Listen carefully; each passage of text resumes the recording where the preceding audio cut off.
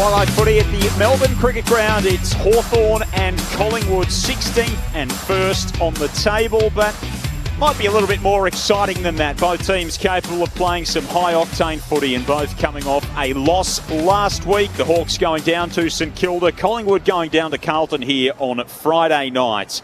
And of course the Pies aiming to stay atop the table. They're pretty safe in that position. The young Hawks just trying to show what they can do heading into an off-season potentially of change, potentially of some sort of solidification, and they could play the party poopers in the run to September. They're certainly capable of doing some of that. Joel Peterson with you on Grandstand AFL. Great to have your company after a thriller over at Docklands. Essendon just getting the chockies over West Coast. Big night of footy ahead later tonight. Geelong and Port Adelaide, and the Battle of the Bridge, GWS and Sydney up in the Harbour City. Clear skies here. It is a beautiful day in Melbourne. Crisp but light winds and a great day, and there is a big crowd in for this one. Andrew Mays is alongside me to call it. Good afternoon, Maisy. Hello, Joel. We spotted this about 45 minutes ago as the crowd sort of started to fill. It's really come in late as well. Fantastic to see so many people. Nice to see the retro jerseys out as well, yes, and plenty of retro jackets that we were very jealous of too. So Hawthorn celebrating retro round nicely this afternoon with a bit of old footage from Waverley Park too. So it's got a nice feel to it this afternoon. It does. The boundary line not quite so far in from the fence as Waverley back in the day, but it has been a feature. Of course, the Doggies donning the diamond last night, and the Hawks are out there in a retro kit today as well. The Pies warming up at the city end of the ground, of course, stung by that loss to Carlton last week, but we know what they're capable of and what they've shown us throughout the course of this season. Our experts are in place on Grandstand AFL, a man who's played in more games than any other in this competition, Boomer Harvey. Hello, Boom. Good afternoon, boys. It's always good to be at the MCG on a Saturday. I tell you, I know it's not 2:10, Mick, but 2:10 on a Saturday is no better place in the world than the MCG watching a game of football. But I'm really excited actually today. I know Collingwood lost last week, but the Hawks got their pants pulled down very early in that game by St Kilda in the centre clearances. I think they had 5 centre clearance goals in the first quarter. You don't get that for a game in any game of football. So really interesting to see how they respond. And of course, the battle within the battle. Do they go to Dacos and try to shut him down with McGuinness? They got the perfect man to do it. But Dacos has got the opportunity to start in the middle, then go to half back, then go to half forward. So that he'll be able to manipulate the play today for the Pies. So looking forward to that battle within the battle. You mentioned the 5 first quarter stoppage centre clearance goals for St Kilda. They kicked 5 for the game. So it was a source early, and they didn't get much more than that. And a man who's played and coached in more combined games than any other in the competition. So a couple of history makers in the backbench this afternoon. Mick Malthouse is here. Hello, Mick. G'day, Joel. How are you? Very Maisie well. And Boomer. Boomer, this is one thing I can say for sure. I reckon I could catch Boomer. You know how quick he was? Have you seen him limp in here today? Yeah. He's got the... Give me a couple of weeks, Mick, and we'll have a race. I said now, Boomer. Oh, sorry. He's come off that broken leg, which has got the rod through it, so it's well done, mate, to get back. Thank you. And on the Suns' performances this year, it's fantastic. I'm looking forward to this game. There may well be a lot of people getting here late. I watched my grandson this morning, left 2.5 hours ago to get back from Ocean Grove. Oh. And there's something apparently on the Westgate Freeway which is nasty, and everyone's getting caught up in it. Well, there's not a lot of spare seats here to left. Collingwood's response, so smashed around the contest last week. Every other element of the game, they were on top of Carlton. Carlton obliterated them around the contest. What are you expecting in the first 10, 15 minutes of this game from the Pies, Mick? Well, it's funny because in my mind I say that Collingwood win by 10 or lose by 10 points. That's the way they can play. I think that, the late Embers era is everyone who goes, Collingwood win a premiership. Collingwood should win a premiership. The danger is they give up big leads. Someone's going to step in one day when you're 5 in front and they're going to stay 5 in front. This is the danger. Collingwood have got to start well and play good, consistent football before they have to worry about the scoreline at three-quarter time. The Hawks can score in a hurry. The Pies, though, Mick? Oh, I think Collingwood should win. Yeah, Pies for me. So the Hawks and the Pies on Grandstand AFL. Here's Andrew Mays. Nice bounce by the umpire. Cameron tapped it back into congestion, and it's been jumped on by about 4 or 5, including Jordan De Goey, who's the last to get to his feet. Reeves worked his way in front of Cameron for the Hawks on that occasion. Newcombe tried to fire out a handball, ricocheted back towards Cameron, who poked it forward. Myercheck turns his opponent inside out, kicks inside 50 to the top of the square, running onto it. McStay gathers the bouncing ball, had a slip, gave it to Hill. He had a slip, and now the Hawks are away. Ward with a long kick around the boundary. Well, there's not a lot out on the wing. Howe's able to nudge Bruce under the ball, but then he was too good and got it back. Just got his hand pass away. Umpire says play on, and is that holding the ball? It is. The big man Ryan caught. Didn't get fist to footy. So a free kick for the Pies on the wing underneath the Shane Warne stand. And then, as anticipated, McGuinness starts at half forward for the Hawks and comes straight on to Dacos. So we'll keep an eye on that matchup. Darcy Cameron kicks long to half forward. The man who got the 3 Brownlow votes the last time these two sides met. Ground level footy. Nick Dacos, handball to Lipinski, handball infield to Crisp, left foot kick inside the 50. Elliott got upstairs. Hardwick knocked it away from him. Illegally, said the umpire. And Jamie Elliott gets a free kick, 35 out, dead in front. Well, he'll kick the goal, but I've got to say, backline players have got no hope. Yes, he did get trapped behind. Yes, he had to make up some ground, but he had to spoil the ball. Elliott may well have felt some of the arm, but I don't know whether that's a free kick. They're certainly red hot on it, aren't they, Mick? Oh, they are. Being a forward in today's football, well, he didn't chop the arm at all. He got him a little bit high, to be honest, but still, it's play on for me as well. Yep. Just the 3 behinds for Jamie Elliott last week. 18 goals in his previous 5 games. And he strikes the left hand upright and leaves it wobbling at the punt road end. 2 minutes into the game, Collingwood with the first score. It's a minor one. Hasn't quite had his kicking boots on the last couple of weeks. Jamie Elliott, usually such a reliable set shot at goal. And that one was as good as directly in front. Speak of nice kicks, Sicily comes and belts it 50 metres up the field, but it's taken by Darcy Moore in a one-on-one. He can rebound and go back inside attacking 50, looking for Lipinski. Stuck one arm, but the ball didn't stick. And now Nash, hand pass over the top to Wingard. He's through the centre square, just gets away from De Goey. Hand pass out wide to Moore, who cuts back inside into the centre square. And that's a great kick inside 50. Bruce got out the back, away from Howe, and took it on his chest. 35 out, 45-degree angle to the left. That's a brilliant kick. It was a brilliant kick, but just I'll take you back 10 seconds before that. Wingard had the opportunity to kick inside 50, but there was not one Hawthorn player forward of the ball, so he had to hold it up. Yeah, it was a very smart play by him because he was in his kick and action, Mick, and he had to pull it back a little bit. Yeah, really smart play. Elliott missed a moment ago. Luke Bruce, he's missed as well. 2 very unlikely outcomes from 2 very good kicks at goal. That was a funny action, and it was like a big loaf of bread he kicked. It wasn't. There was no run up, was there? No run up and no walk. Very short. Yeah, no strength through his leg. It's like he just run a marathon and have to kick the footy. Kicked the Vienna loaf at goal. Pretty good on a Saturday afternoon, maybe just not on the footy field. Howe exits at offensive 50 for the Pies. Here's Mitchell playing against his former side, dragged down by Morrison. 3-time best and fairest winner in Hawthorn colours, Tom Mitchell. This Collingwood side, Joel, is making a statement with Cox out and Johnson in. I reckon that they're starting to settle for their side for the final, so this will be interesting how Johnson goes. That's a tall Hawthorn side bringing in Reeves and Kajitsky into this team with only Frost going out in terms of the big men. Here is Reeves, kicks long inside the 50. Lewis came through, crashed the pack, brought it down but only to Cameron. Handball defensively to Josh Dacos. Wonderful exiting kick. Releases Myercheck, who's marked at right half back for the Pies. There's a couple of runners over the top, including Quaynor, who made some space, but happy to hold things and assess. He's going to find Quaynor eventually. Tucked up against the boundary line, finds him with a 20-metre bullet. Quaynor's going to go back inside defensive 50. Maynard. Low piercing ball and it's cut off. This time Impey kicks inside 50 and Lewis takes the mark all on his own. 40 out directly in front. Another chance coming up for the Hawks. Maynard can do those things. He or I'm just trying to think of the other player, but their half-back line sometimes can cough that ball up at a critical time. They're very aggressive with their style, aren't they? If they see one through the middle, they want to hit it all the time. They're aggressive with their stance too. You get him in behind. Mitch Lewis himself, normally a pretty good kick. What's he got for us on this occasion? Another behind. Apologies to Hawth supporters. Oh, run-up. It's terrible. 5 minutes played opening term. Hawthorn 2 behinds. Collingwood 1 behind. Just for the public's point of view, listening in here, both Bruce and Lewis, their run-up was just lazy.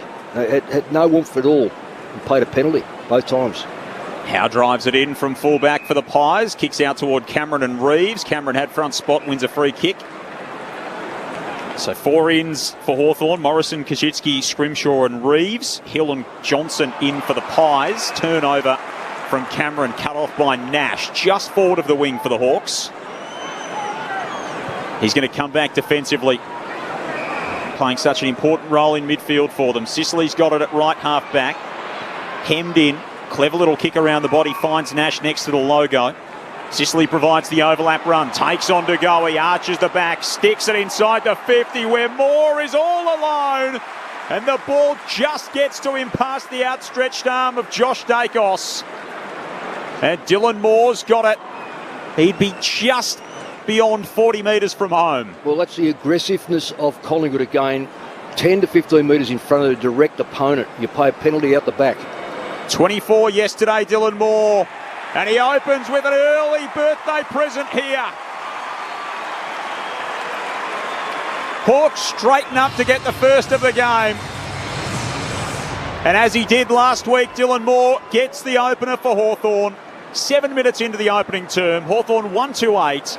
The Pies 1 behind. Our experts on Grandstand AFL are Brent Harvey and Mick Malthouse. It was great composure by Sicily off the half back there. First of all, he gets the ball and he wanted to switch it. Collingwood actually covered it quite well, but he just popped back in, kicked around his body. You can see players that practice that kick, Mick. Yes. Now, we say don't kick around your body as coaches. That's not true. No.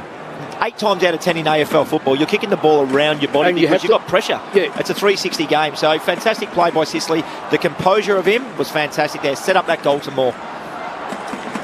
Bright start here from the Hawks. He's a good leader, Sicily. He's really starting to be an excellent captain as well as an excellent player. Reeves in the middle, taps it behind. Day tried to get onto it. Nice spin, out of trouble. Off to Morrison, kick inside 50. Lewis in prime position. Howe got in front of the contest. Handball almost getting out there. It's been paid too high. So another free kick here, and it's going to be that man again, Dylan Moore. Yeah, Maynard knew he did it too. Just a bit sloppy, actually. Not even. I wouldn't even call it lazy. I just think it was just a sloppy hand in, given he'd already been tackled by his teammate. Yep, Maynard the second man in on that tackle, and Dylan Moore with a chance for 2 in a minute. Comes in, bringing it back. It's a goal. 2 for Moore, 2 for the Hawks, and they've got a 13-point lead after 8 minutes in the opening term. Good start. Confident start. It was, and they had great fall of the ball presence there, the Hawks. Yep. I think Bruce was the one that probably should have got the football, but it just trickled past his legs, and Moore was second in line. So they got those layers right at the minute, Hawthorn, and it was a great finish. But he's a very smart player, Moore. He's pretty small already, but he just drops the knees slightly. Yeah, he does. He doesn't shrug the arm like a lot of AFL players do. No. The umpires are calling play on now. So he just drops his knees a fraction and gets a lot of free kick high. So good start to Moore, good start to Hawks, like you mentioned. Collingwood, switch on. I think it's the play-ons, Boomer. They're playing on it every minute, so it catches the Collingwood backline who love steadiness. They love numbers and steadiness, and if you can disjoint that, they can be found out like any other side. Ball back in the middle. Reeves wins it down. Hawks with the clearance through Day inside the forward 50. Howe reads it best. Taking front position and the intercept mark. Now he outlets toward the AFL logo. Pendlebury up opposed to Warple. Brought it down, but it's taken away by Morrison. Handball to Seamus Mitchell. Left foot kick up toward half forward. Good positioning from Maynard. Worked his way to the front of Connor McDonald. Takes the mark on the back edge of the square for the Pies. They've conceded the first 2, Collingwood. They trail by 13 points. 9.5 minutes gone in the opening term. Crisp has it. Low darting ball. Hill over the top. Was forced to spoil. Sidebon read it well, although lost possession of the footy. Hand pass comes the way of Crisp, who's happy enough to see it out for a boundary throwing right in front of the interchange gates below us. Sicily have been able to place himself behind the ball. So there's one player you don't want free for the Hawks. It's clearly Sicily. So Myercheck's coming up to round him up, and they'll try to get a drop off from there. But Sicily's the one that's doing the damage at the minute off half back. Ball thrown in at centre wing.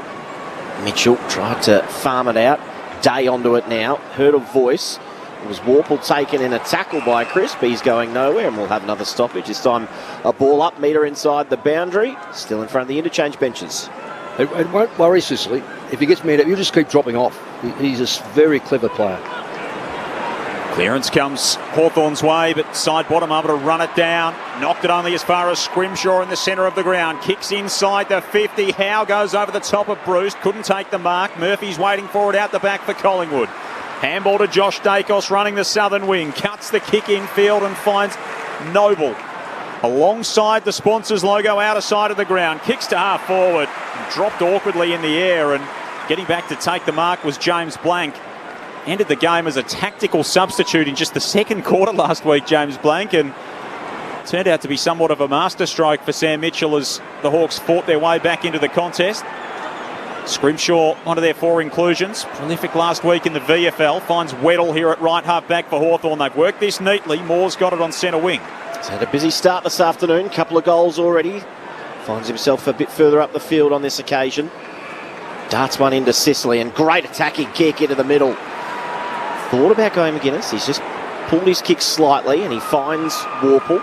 Hand passes on here to Sicily, who will go inside 50. In fact, he kicked it about 12 metres in the end. Got the 1-2. Thought about the shot at goal. Off to Weddle by hand. He can pull the trigger, and he loves it. And so do the Hawks fans. What a start this is. 3-2-20 Hawthorn. Collingwood one behind. The margin 19 points, 12 played. Opening term on Grandstand AFL. I'm just not seeing the Collingwood, the daring Collingwood, the running Collingwood, the mass number Collingwood at the moment. I'm seeing it's almost like they've changed jumpers. Because as I said before, Hawthorn are playing a smart game, but when they can attack through the corridor and run the ball, I reckon sometimes those players don't even know it's going to come to them because they just sort of wander. All of a sudden the hand pass has been given. And that's what's breaking up that line. I keep saying it breaks. Whereas Collingwood are playing like Hawthorn did early in the season where they just didn't move. They were like blobs waiting for Mitchell's game plan to emerge. Well, Collingwood's strength is clearly when the ball gets kicked in high. You got Howe, you got Moore down there. Murphy. They're going to intercept marks. So they're actually building the ball up around 50, then going over their heads. Another clearance for Hawthorn. Warple tumbles it inside the forward 50. Howe's able to read it. The bouncing ball and handball away to Darcy Moore. Kicks up toward half forward. Myercheck takes the mark. He's 80 from home. Low kick inside the 50 through the hands of Johnson. Sicily's there again for Hawthorn. Handball to Hardwick, 30 out from his defensive goal. Went looking for Ward, who slipped over. Opened the door for Josh Dacos. It'll sock it to himself. Now he goes again along the ground. Only as far as Newcombe in defence for the Hawks. He's run down in all kinds of trouble. Holding the ball. And the free kick will go to Collingwood. And it'll be Beau McCreery inside forward 50 for the Pies. He's a tackling machine, McCreery. He's a true legitimate finals footballer. Yep. Plays finals football every day of the week, or every one of the home and away series games, as his life depends on it. He's a real energiser bunny inside the forward 50 by McCreery. Can he do the finishing work as well as the grunt work? Kicks to the behind line. Myercheck goes upstairs, tries to slap it through. Eventually it's rushed through by the Hawthorn defence. 2 behind the Pies. Hawks out by 3 straight kicks. We're 14 minutes into the first term. They go quickly as well on this occasion. Day has it. Still inside defensive 50. Back to Sicily. Across the face of defensive 50. Sicily almost overcooked that kick. Weddle had to stick one arm out and try and rake in the footy. Caught immediately as he dropped the footy. And we'll have a ball up at the top of 50.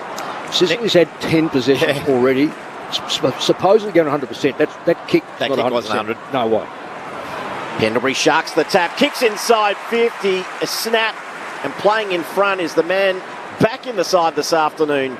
Ash Johnson, he'll line up from 45 out, slide angle to the left. He rarely misses either, this bloke. For the limited opportunity he gets, he has to kick goals, and he has through his career, he has, yeah. I know it hasn't been a long career, but he does it pretty well from these sort of distances. So Ash Johnson Crosses the paint of 50. 4 or 5 strides. High kick. It's fading away, and it's been one of those afternoons already. Another behind for the Pies. That's 3 now. They trail by 17 points. 15 played opening quarter. Nick Dacos, just the 2 touches to date, one of them being a kick out. So just one legitimate touch for Nick. Here's Hardwick with the kick out for Hawthorn. Smashes it up toward the wing. Lewis in the pack. Wingard did the roving. Handed it off to Ward. Nifty little left foot kick was clever. Found Lewis for Hawthorn. Backpedaling on the wing. Hands off to Newcomb. Tied up along the boundary line. Kicks inside the 50. Looking for Ryan. Got the front spot. Couldn't mark. Murphy there for Collingwood. Handball to Noble. Handball to Quainer. Back to Murphy. Smothered by Ward, who gets a pat on the head from Dylan Moore for his efforts as he bounces back to his feet. And it'll be thrown in front of the members at right half forward for Hawthorn. Doing most of the scoring in the early stages here, the Hawks. 3-2-20 to the Pies, 3 behinds. Ball will be tossed back in. And again, it's Hawthorn at the stoppage. Here's Weddle.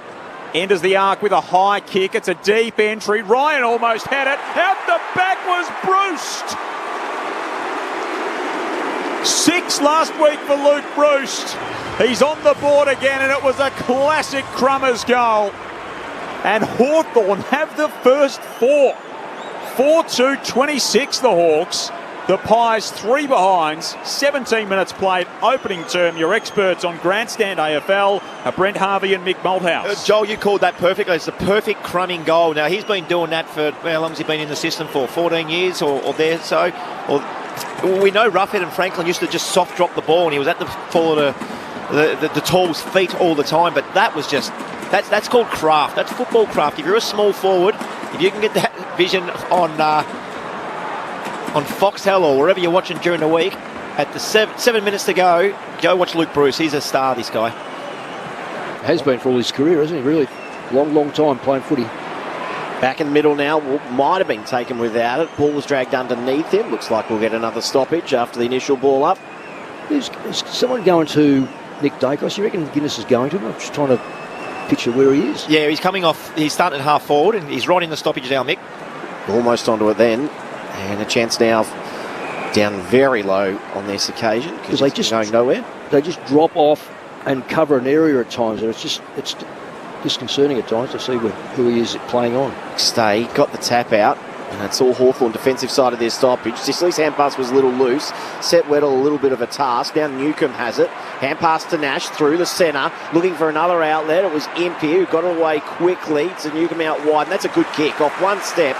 The vision to spot Wingard, who wants to turn and go immediately, does. He hits Morrison beyond centre wing. Harry Morrison's running and entering the 50 with an absolute sack that's marked by Jeremy Howe. And he found that loaf of bread again, Mick. Yeah, it is. Yeah. Still bagged up, but it's pretty stale after those couple of efforts. It's not sourdough, it's no good. Side bottom short to Quainer. Only 7 disposals last week for Isaac Quainer, the equal lowest of his career. Long kick up the wing. Kajitsky through the pack, brought it down, but Johnson took it for the Pies. Now to the speed of Bobby Hill, right on the 50, outside of the boot, centering kick. Moore's getting back there for Hawthorn. So used to hearing Moore intercepting in defence for Collingwood. That time it was Dillon for the Hawks. He got it away to McDonald, and now to Lewis, who's got it underneath to Shane Warnstand. He pokes it over the top to Bruce, who's presented on a long lead. Couple of metres inside the boundary, has Impey further afield. Was it out of bounds on the full? It was. There's a lot of players slipping over, isn't there? Stacks. I was just thinking exactly the same thing, Mick. Especially in that pocket down there as well. And at times when you just don't need it done. Risky kick from Howe. It was chopped off. Luckily, there was a few reinforcements there. Quainer now has it at half back. He goes further wide to Crisp, so they've changed the direction of this attack. Now members wing. Long kick is good to Hill, who can turn and go quickly. It's bad play by Hawthorn.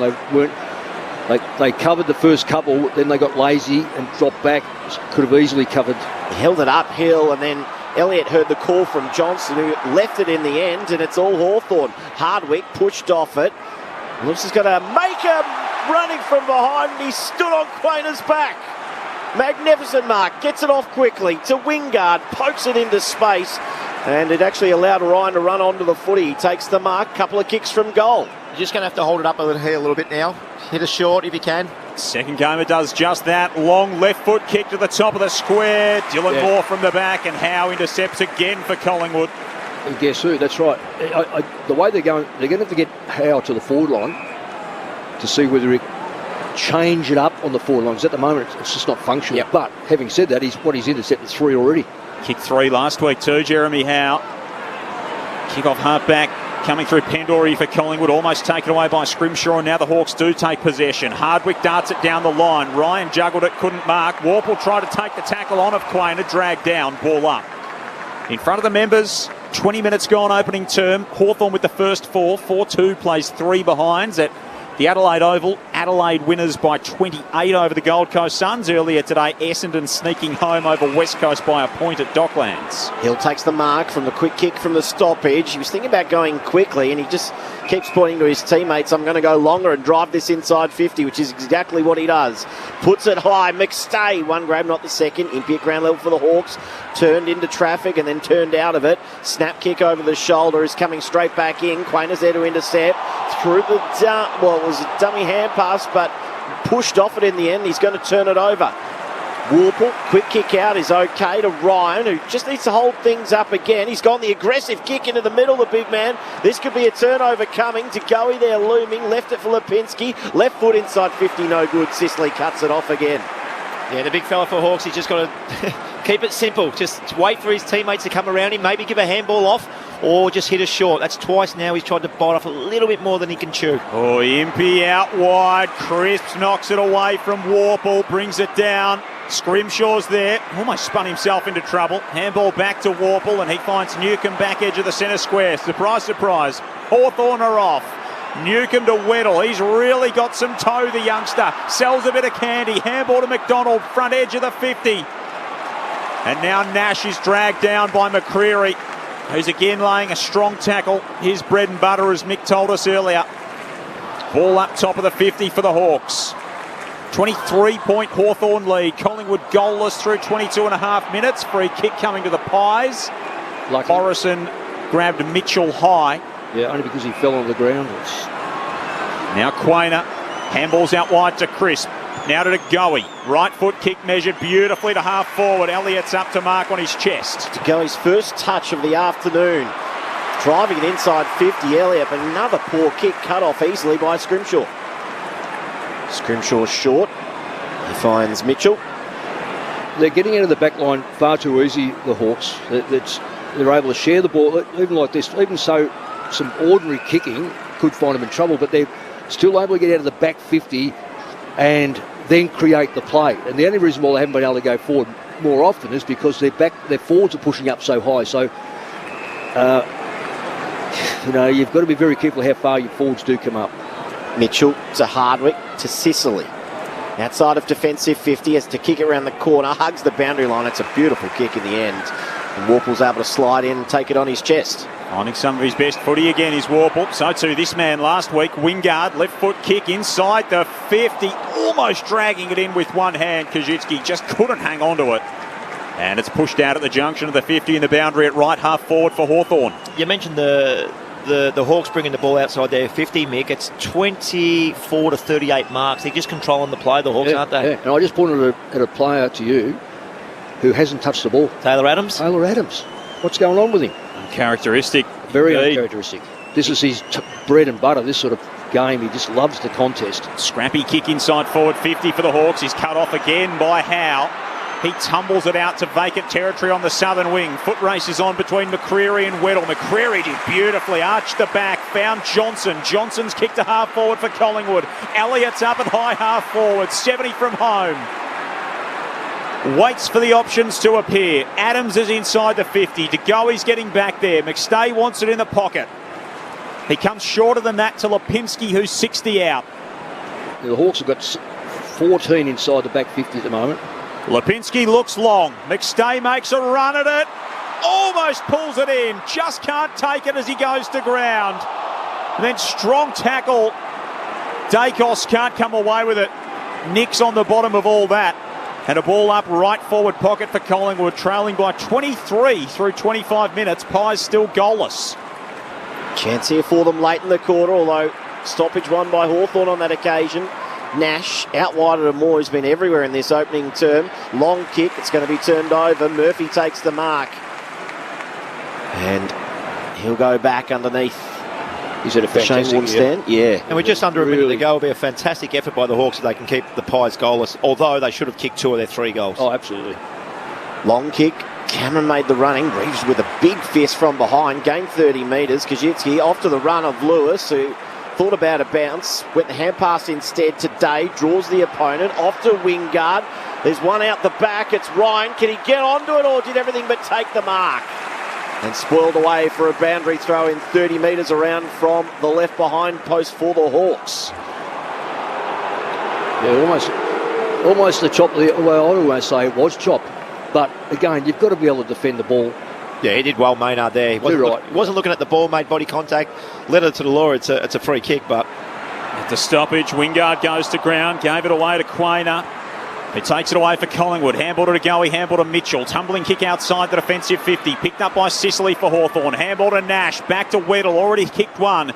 High left foot kick to the pocket. Lewis tries to chase it down. Gets a fist to it. But thumps it into row D. And it'll be tossed back in 35 around from the Hawthorn goal. 4-2, playing 3 behinds. Joel Peterson, Andrew Mays, Brent Harvey, Mick Moldhouse with you on Grandstand AFL. Hawks doing all the scoring in a major sense in this opening term. And they hold Collingwood goalless in an opening quarter for just the second time this season. It's Collingwood's 4th goalless quarter of the season. And one game into their 20th contest gives you an idea of just what a feat that is from this young Hawthorn team. Dylan Moore kicked the first 2 for the Hawks. A third was added with a beautiful running effort from Josh Weddle before Luke Bruce provided a trademark Crummers finish. And at quarter time, in a game where 16th plays first, it is Hawthorn, the upstarts, 4-2-26, leading Collingwood 3 behinds. They needed a response from last week, the Pies, after being beaten around the footy by Carlton. They haven't got it yet. And it'll be interesting to see the way that Craig McRae and the troops handle this quarter-time break. Hawks by 23 at the end of 1 on ABC Radio, Sport Digital and via the ABC Listen app. This is Grandstand AFL. With the ABC Listen app, you can take the footy with you wherever you go. Off to walk the dog? Take the footy! Going camping? Take the footy! Picnic in the park? Take the footy! ABC Sport's expert coverage of the AFL. Incredible grab! And the NRL. Every goal, try, mark and tackle. Live and commercial free. So whatever you're up to, take the footy! Take the footy with you on the ABC Listen app. Grandstand AFL. Now streaming every match on the ABC Listen app. Look for the AFL button. Kick inside 50. Lewis in prime position. Howe got in front of the contest. Handball almost getting out there. It's been paid too high. So another free kick here, and it's going to be that man again, Dylan Moore. Dylan Moore with a chance for 2 in a minute. Comes in, bringing it back. It's a goal. Sicily, who will go inside 50. In fact, he kicked it about 12 metres in the end. Got the 1-2. Thought about the shot at goal. Off to Weddle by hand. He can pull the trigger, and he loves it. And so do the Hawks fans. What a start this is. Again, it's Hawthorn at the stoppage. Here's Weddle. Enters the arc with a high kick. It's a deep entry. Ryan almost had it. Out the back was Bruce. 6 last week for Luke Bruce. He's on the board again, and it was a classic Crummers goal. The 2023 AFL season. On radio, ABC Sport Digital. And now streaming on the ABC Listen app. Sounds of the opening quarter at the MCG. Beautiful twilight conditions for footy. And as you heard, it was all Hawthorn. 4-2-26, the Hawks coming to the game 16th. Collingwood top of the table 3 behinds, goalless in an opening quarter for just the second time all season. Joel Peterson and Andrew Mays with you. Great to have your company on ABC Radio, Sport Digital and via the ABC Listen app. 0437 774 774. We'd love to hear from you. Ask a question of Mick or Boomer, or if you're at your local footy game or you're coming home from it, let us know where you're on the road to or from and whether your team had a little bit of success this afternoon. Pies down by 23 points at quarter time. Boomer at Mick. It's not exactly what we expected. Yeah, it's certainly not. No, it's not. Look, I'm just looking at some of the forwards of Collingwood, but again, it's like you're being starved. Are you being starved? No, it's been in there 11 times, so you'd expect a little bit more from Daniel Stay. He really has. DeGoey, Nick Dacos, of course, you'd expect a lot more from him, but Taylor Adams, he has not. In fact, I have to find him on the ground. Yeah. I wonder how many minutes he spent on the ground because he hasn't been sighted. He's got the double zeros. But the thing that I've always believed that, like a side like Geelong last year, as great as the back line was, if you have 6 forwards on their 6 backs and you put the ball in there quickly or on the ground, they become human again, not superhuman. Collingwood's back line is a very aggressive one. I love the way it's structured. But if you have a quick turnover and change the direction from Collingwood's forward line when you take the ball out, like with Sicily down there, he's shift the defence, and bring it through the corridor and get in there quickly. Collingwood's aggression, they've always play a lot. To me, it's a bit too far in front. Yeah, so they probably play like 20 metres instead of your 12, 13 that you probably need. That's right. You're about 6 or 7 metres spot on, Boomer, and of course you get him out the back. Now we've seen Bruce miss. Who else missed? Lewis missed, was it? Oh, yeah. So Lewis missed. We've seen a couple of misses. Conversely, Collingwood have had their 2 or 3 shots that should have been knocked over as well. But I don't see the same. Well, I shouldn't be. It's only early days, but the attack on the ball, contested football, is in favour of Hawthorn. The tackles are in favour of Collingwood. Now that means you're probably chasing a bit more. They've had 30 less possessions than Hawthorn. That's the big one for me, Mick. 35 less possessions. 35. You talk about the Collingwood forwards. What about the Collingwood mids? Yes. Mitchell and Pendlebury 3, DeGoey, Dacos 2, Sidebottom 1, Adam 0. You don't see that in the Pies. No, that's why Collingwood will get back. Yeah, of course those players will get them. Will get back, and it's how you don't want to start saving the game now for Hawthorn. Yep. But if they're going to put that same pressure on and come in front at half time to have any to feel as if all that hard work has been for a reason.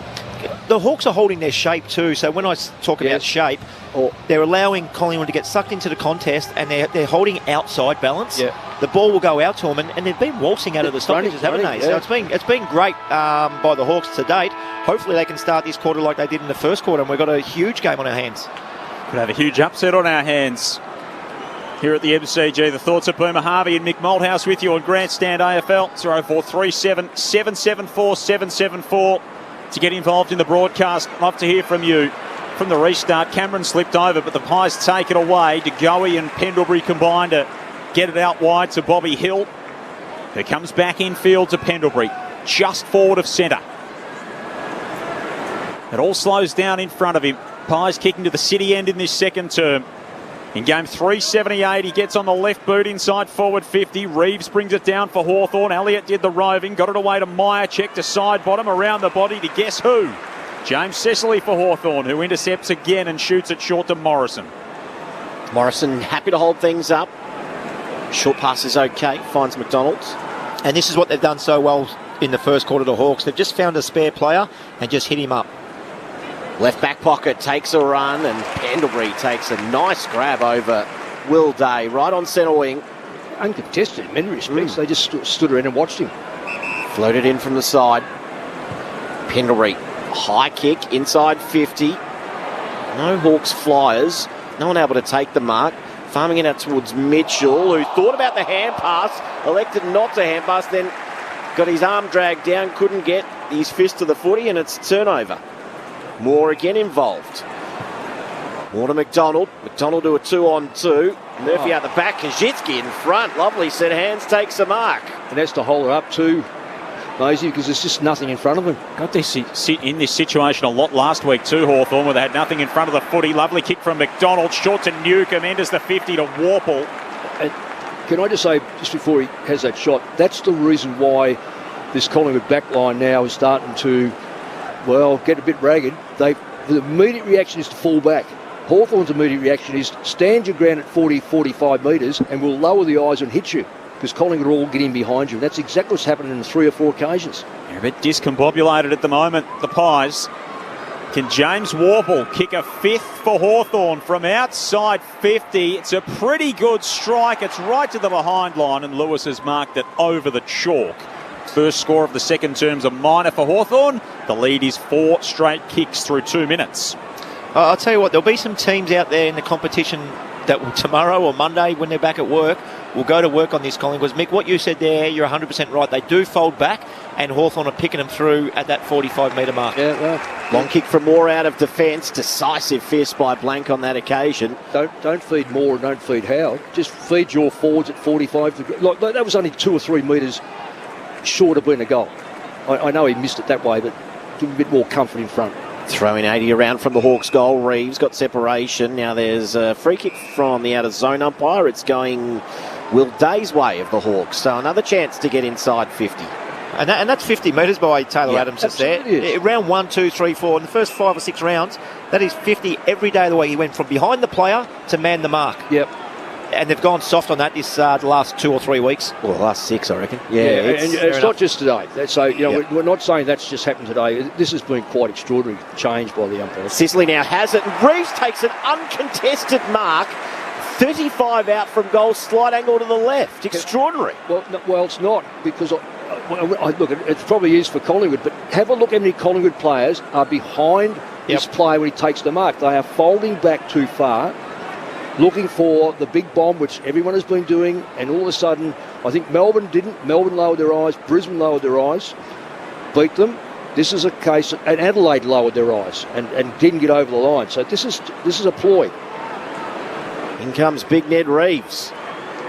Won't take too many easier marks than that inside 50, and he delivers on the scoreboard as well. 5 now for the Hawks.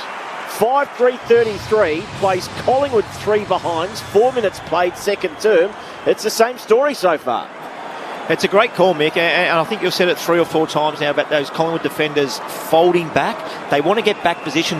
If you're thinking about it, it's like a goalkeeping position in soccer, isn't it? They want to get the longest, and then Darcy Moore wants to get behind the play. It's a bit like Stephen May and Lever do at Melbourne, and then they come forward to the ball to defend. Hawthorn are not allowing them to do that. They're looking long, they're sort of shaping long, but then they're pulling their kicks just short and hitting the 40-45 through. It's a great tactic. It's very well coached by Sam Mitchell. Yeah, well, very well coached. Well, Collingwood now have got to react to that. They've got to get their players, if their mids are going to go in there, stand around about between 40 and 30 metres, not right back under the feet of the big boys who are going to punch the ball back. Big crowd here at the MCG. Many of them Collingwood fans not enjoying what they've seen so far. Day takes it away from the middle for Hawthorn. Tumbles a kick inside the 50. Koschitzke and Moore are there. Koschitzke did well to keep it in. Slapped it around the corner to Ward. His kick went awry, taken away by Maynard. And now side bottom. Releases Hill. And now to go in. They get moving, Collingwood. Meyer check on the right boot. Sends it inside the 50. McStay goes upstairs and pulls it in. Yeah. Quick movement. Hawks got caught out. One man caught out of all that. They were just one man short defensively. There was an early press, Mick. It was just up on the half-back flank or the wing. One of the Hawthorn players pressed, which means everybody behind him sees that happen, so they got to press as well. They didn't. And one didn't. Yeah, and then it was too good of a kick. Quick ball movement, as you mentioned.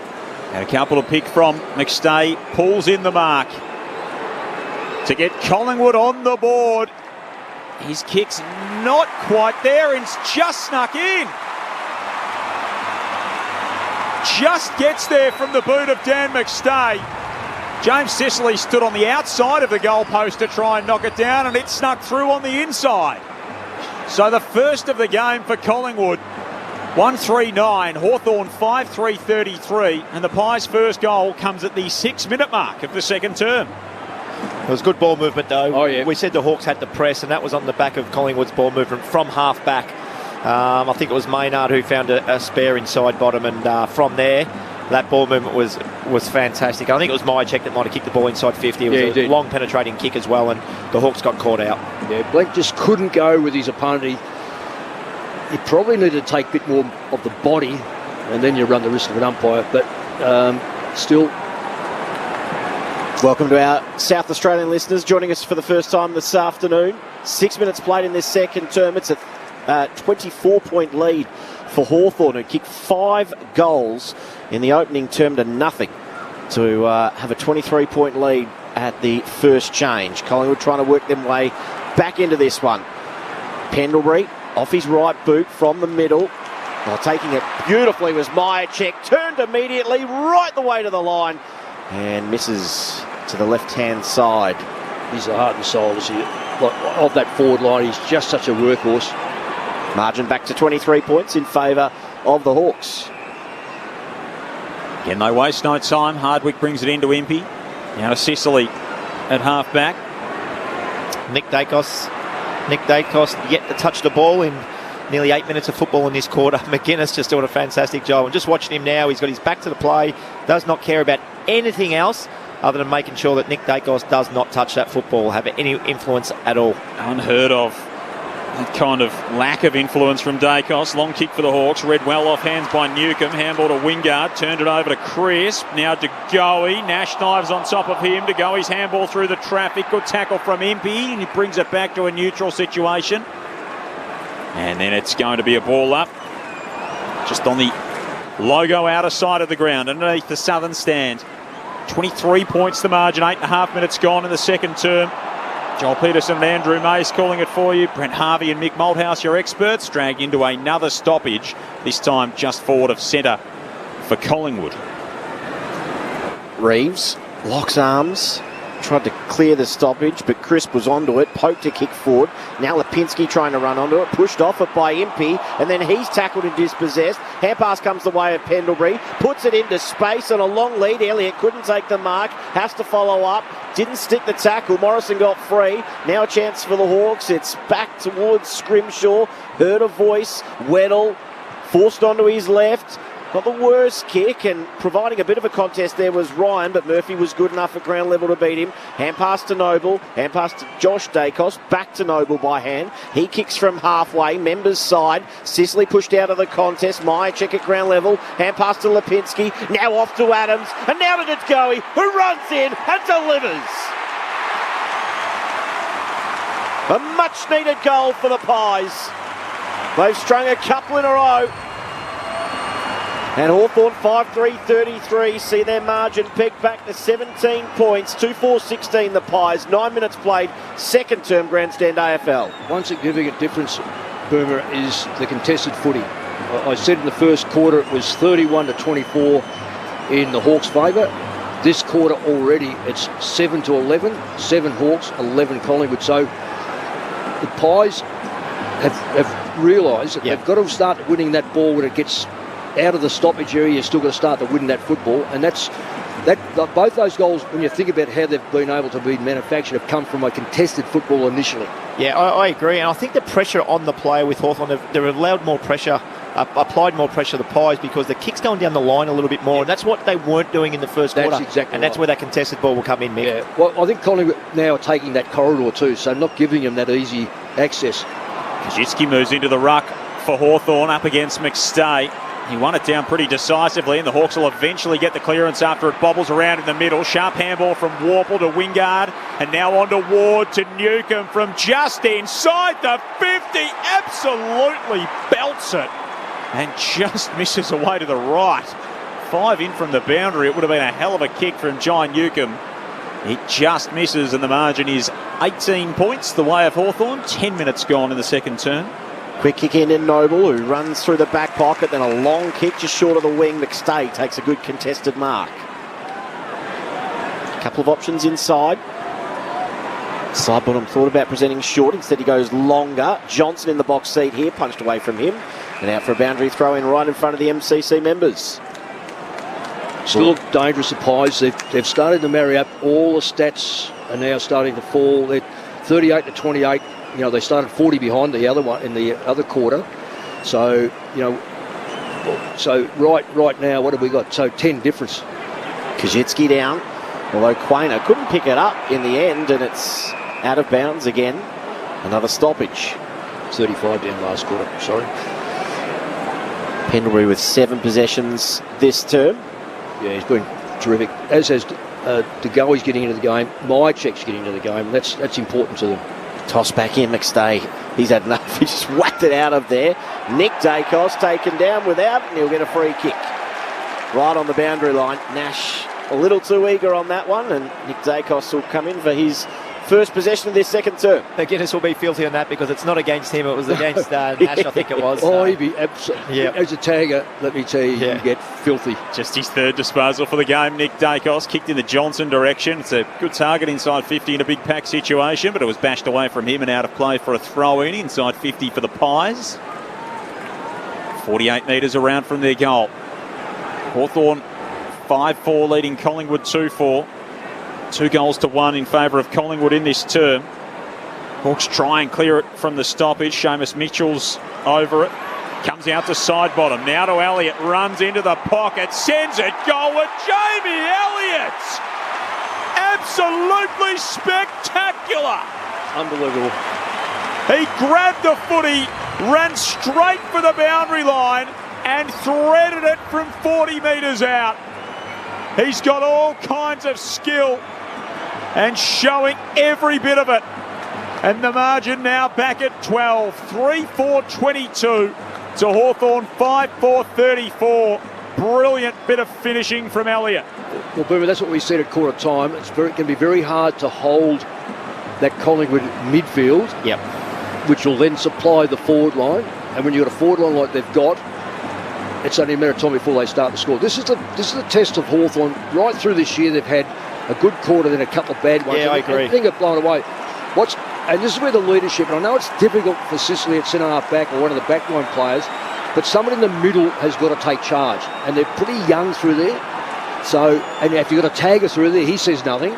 So they've got to start to step up in the middle. Dane, Newcomb, Nash and Reeves in the middle. Reeves down today, and he was going nowhere. Caught immediately by DeGoey. The tackles are up too for Collingwood.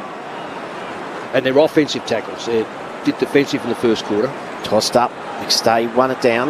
Josh Dacos. Hand pass to Noble. To Mitchell. And back to Josh Dacos. Drives it inside 50. Johnson's got the running here. Dropped what he should have taken. Hill at ground level. And a player out the back. Mychek couldn't get it to him in the end. Blank. He's tackled. Back into congestion. Johnson made everyone stop. Turned around. And his kick is errant. And Ward chimes in to take the mark. Lipinski's fell over. Another player slipped over. Ward out wide to Weddle, back to Josh Ward. Absolute running machine, the first round pick of a year ago. Cuts the kick aggressively infield to Reeves, who's got it in the centre square. He knocks it back out wide to Nash. The Hawks are just playing that kick the kick mark style now. On the half volley now to Seamus Mitchell. Goes inside the 50 and Quainer just muscles Dylan Moore under the footy. And now releases Bobby Hill. Kicks to the wing members side for Johnson. He's got Mychek on over the top if he wants him. McDonald cruising past. Doesn't give away 50 as Johnson played on. Johnson chips out wide to Chris. Pies fans not happy with that. Chris got it just in front of the wing. And there's that rule we were talking about before. He's in the protected zone. If he goes to play on. Kick inside 50. No one could take the mark. Elliott, here where he produced magic a moment ago. DeGoey. Kick inside 50 is a low piercing one. No mark taken. Umpire wave play on. Collingwood with the numbers. McCreary in a bit of space. Snaps. Goals. They are back. Margin has been trimmed to 1 goal. And they've got 4 in a row, the Pies. McCreary with his first of the afternoon. 15 played, second term. Grandstand AFL. Your experts Mick Malthouse and Boomer Harvey. Yeah, I said last night about covering a game. It looked like tsunami with the Dogs. This is a real tsunami. Yeah, right now. Because the Hawthorn can't get their hands on it. The right players, and when they do get their hands on it, they've been hit with a tackle. Whereas in the first quarter they have a little bit of space, they're able to get the ball out. There's no freedom. They can't get the ball out of that back line. And this is the modus operandi by Collingwood is, if that ball's in our forward line, it's going to stay there. We're going to force the error. Hawthorn are going to realise that.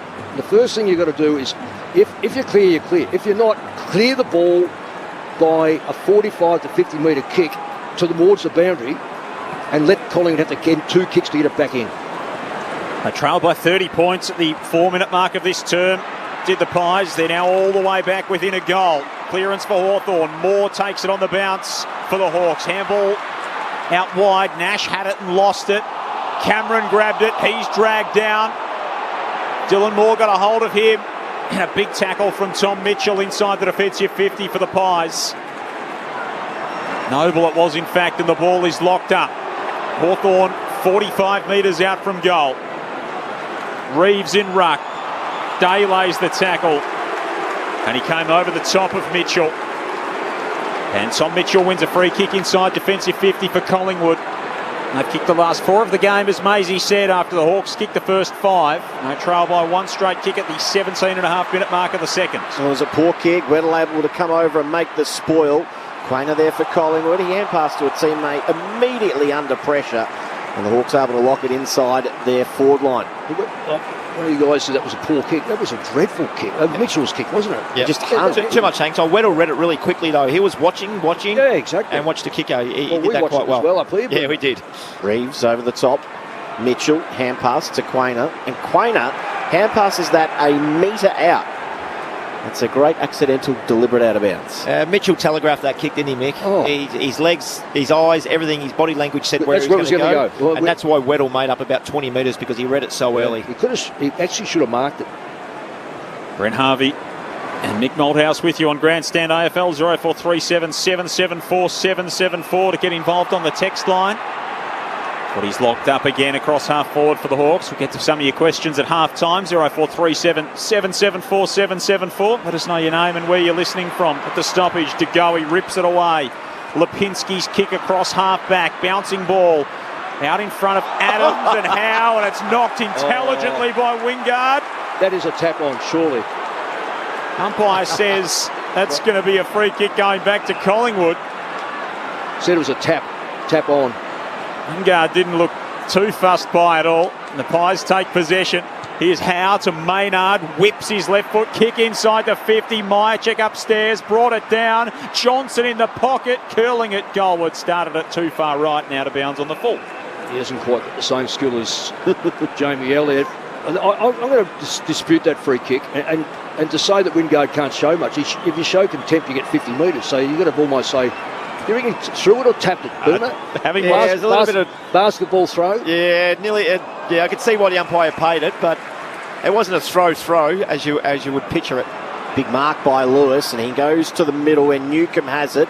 Out wider still. Donald can get this and go. He's just going to hold things up. Hawthorn trying to get numbers forward. He's just behind centre wing, southern send side of the ground. Back inboard today. They can go back to McDonald if he wants to. He goes a little wider, and Sicily has it. This is where Sicily picks up 2/3 of his kicks because he's smart. But as long as he uses the ball well and not well, see, that to me is just playing into the hands of Collingwood. Just keep kicking it back. One of these will drop short, and they will feast on it. Hardwick to Scrimshaw. It's going to time well because Big Ned Reeves was injured as he was limping off. We'll get an update of how he's going. Helped Hawthorn have the outnumber. Scrimshaw, kick over the top, was smothered by Adams, and you just see the energy and enthusiasm of the Collingwood players lifting at the moment. That trickles out of bounds right in front of the benches. But there it is. That's the error. Instead of taking that ball quickly into the forward line, they don't, and they pay a penalty. Ball's tossed back in. Cameron down decisively. Morrison grabbed it. Mitchell grabbed him. Umpire circles and oscillates around the pack before crossing the arms and saying mine. Looks like a lower back they're working on from Reeves. So whether he's a little bit tight there or he copped a knee in the back. Yeah, he got a knee in the back for that big contest. Cameron wins it down for the Pies in ruck. To DeGoey.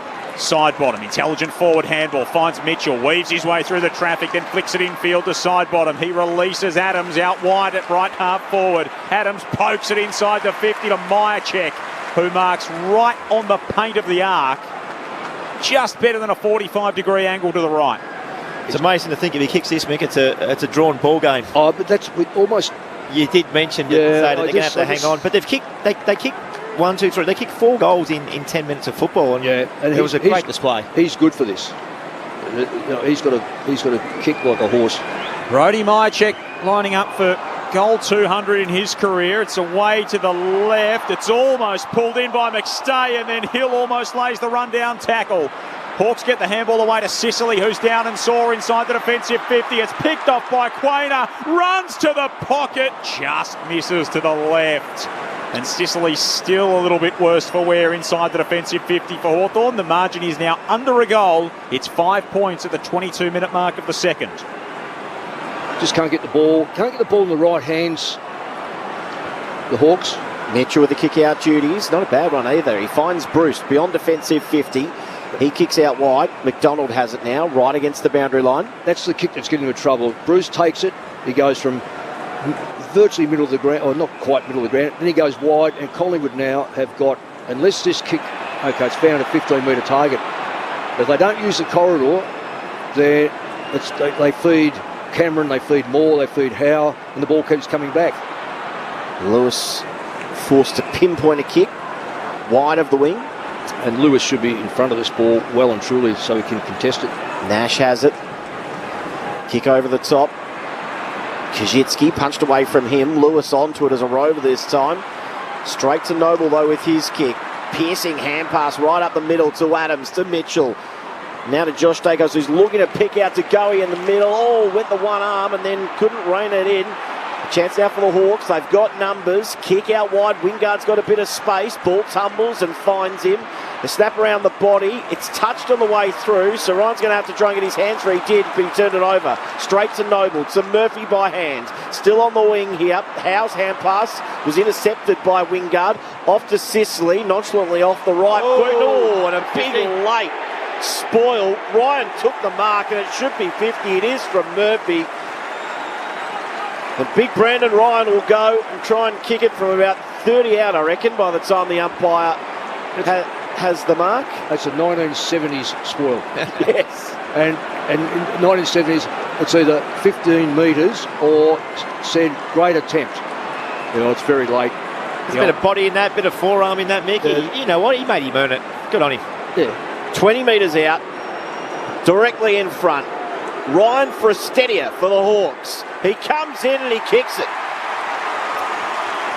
Well-deserved goal after copping a bit of heat. 6-4-40 now, the Hawks. Collingwood 4-5-29, margin back to 11 points. Well, Boomer, that last 2 or 3 minutes, outside of the mucking around with it on the far side, then they brought the ball in the middle, and all of a sudden it created another opportunity. Now, okay, it was a 50-metre penalty, and there was a lot of mucking around again on this side of the ground, but the lesson is if you can move the ball and shift the defence. Like Murphy's a key, well, he's a third back. He's now been dragged out to the wing to have to defend that. Yeah. You got to put him in positions where they're not comfortable. Absolutely. And the comfortable position is for them to fold back and see the play unfold. But if you start shifting the defence with your legs and with the ball in hand, it makes them defend more, and that's what you want to do to the good teams. Brent Harvey and Mick Malthouse with you on Grandstand AFL. Back in the middle, Reeves is back out there for the Hawks. Nash with the takeaway, wobbly left foot kick to half forward. Is gathered beautifully by Bruce, who runs in an arc, kicked it straight into Darcy Moore, and Pendlebury was waiting at his feet. Handball off to Mitchell, back to the run of Pendlebury, wobbles a kick out wide, uncharacteristic skill error from him. Ball spins on its axis on the southern side. Hill scoops it up.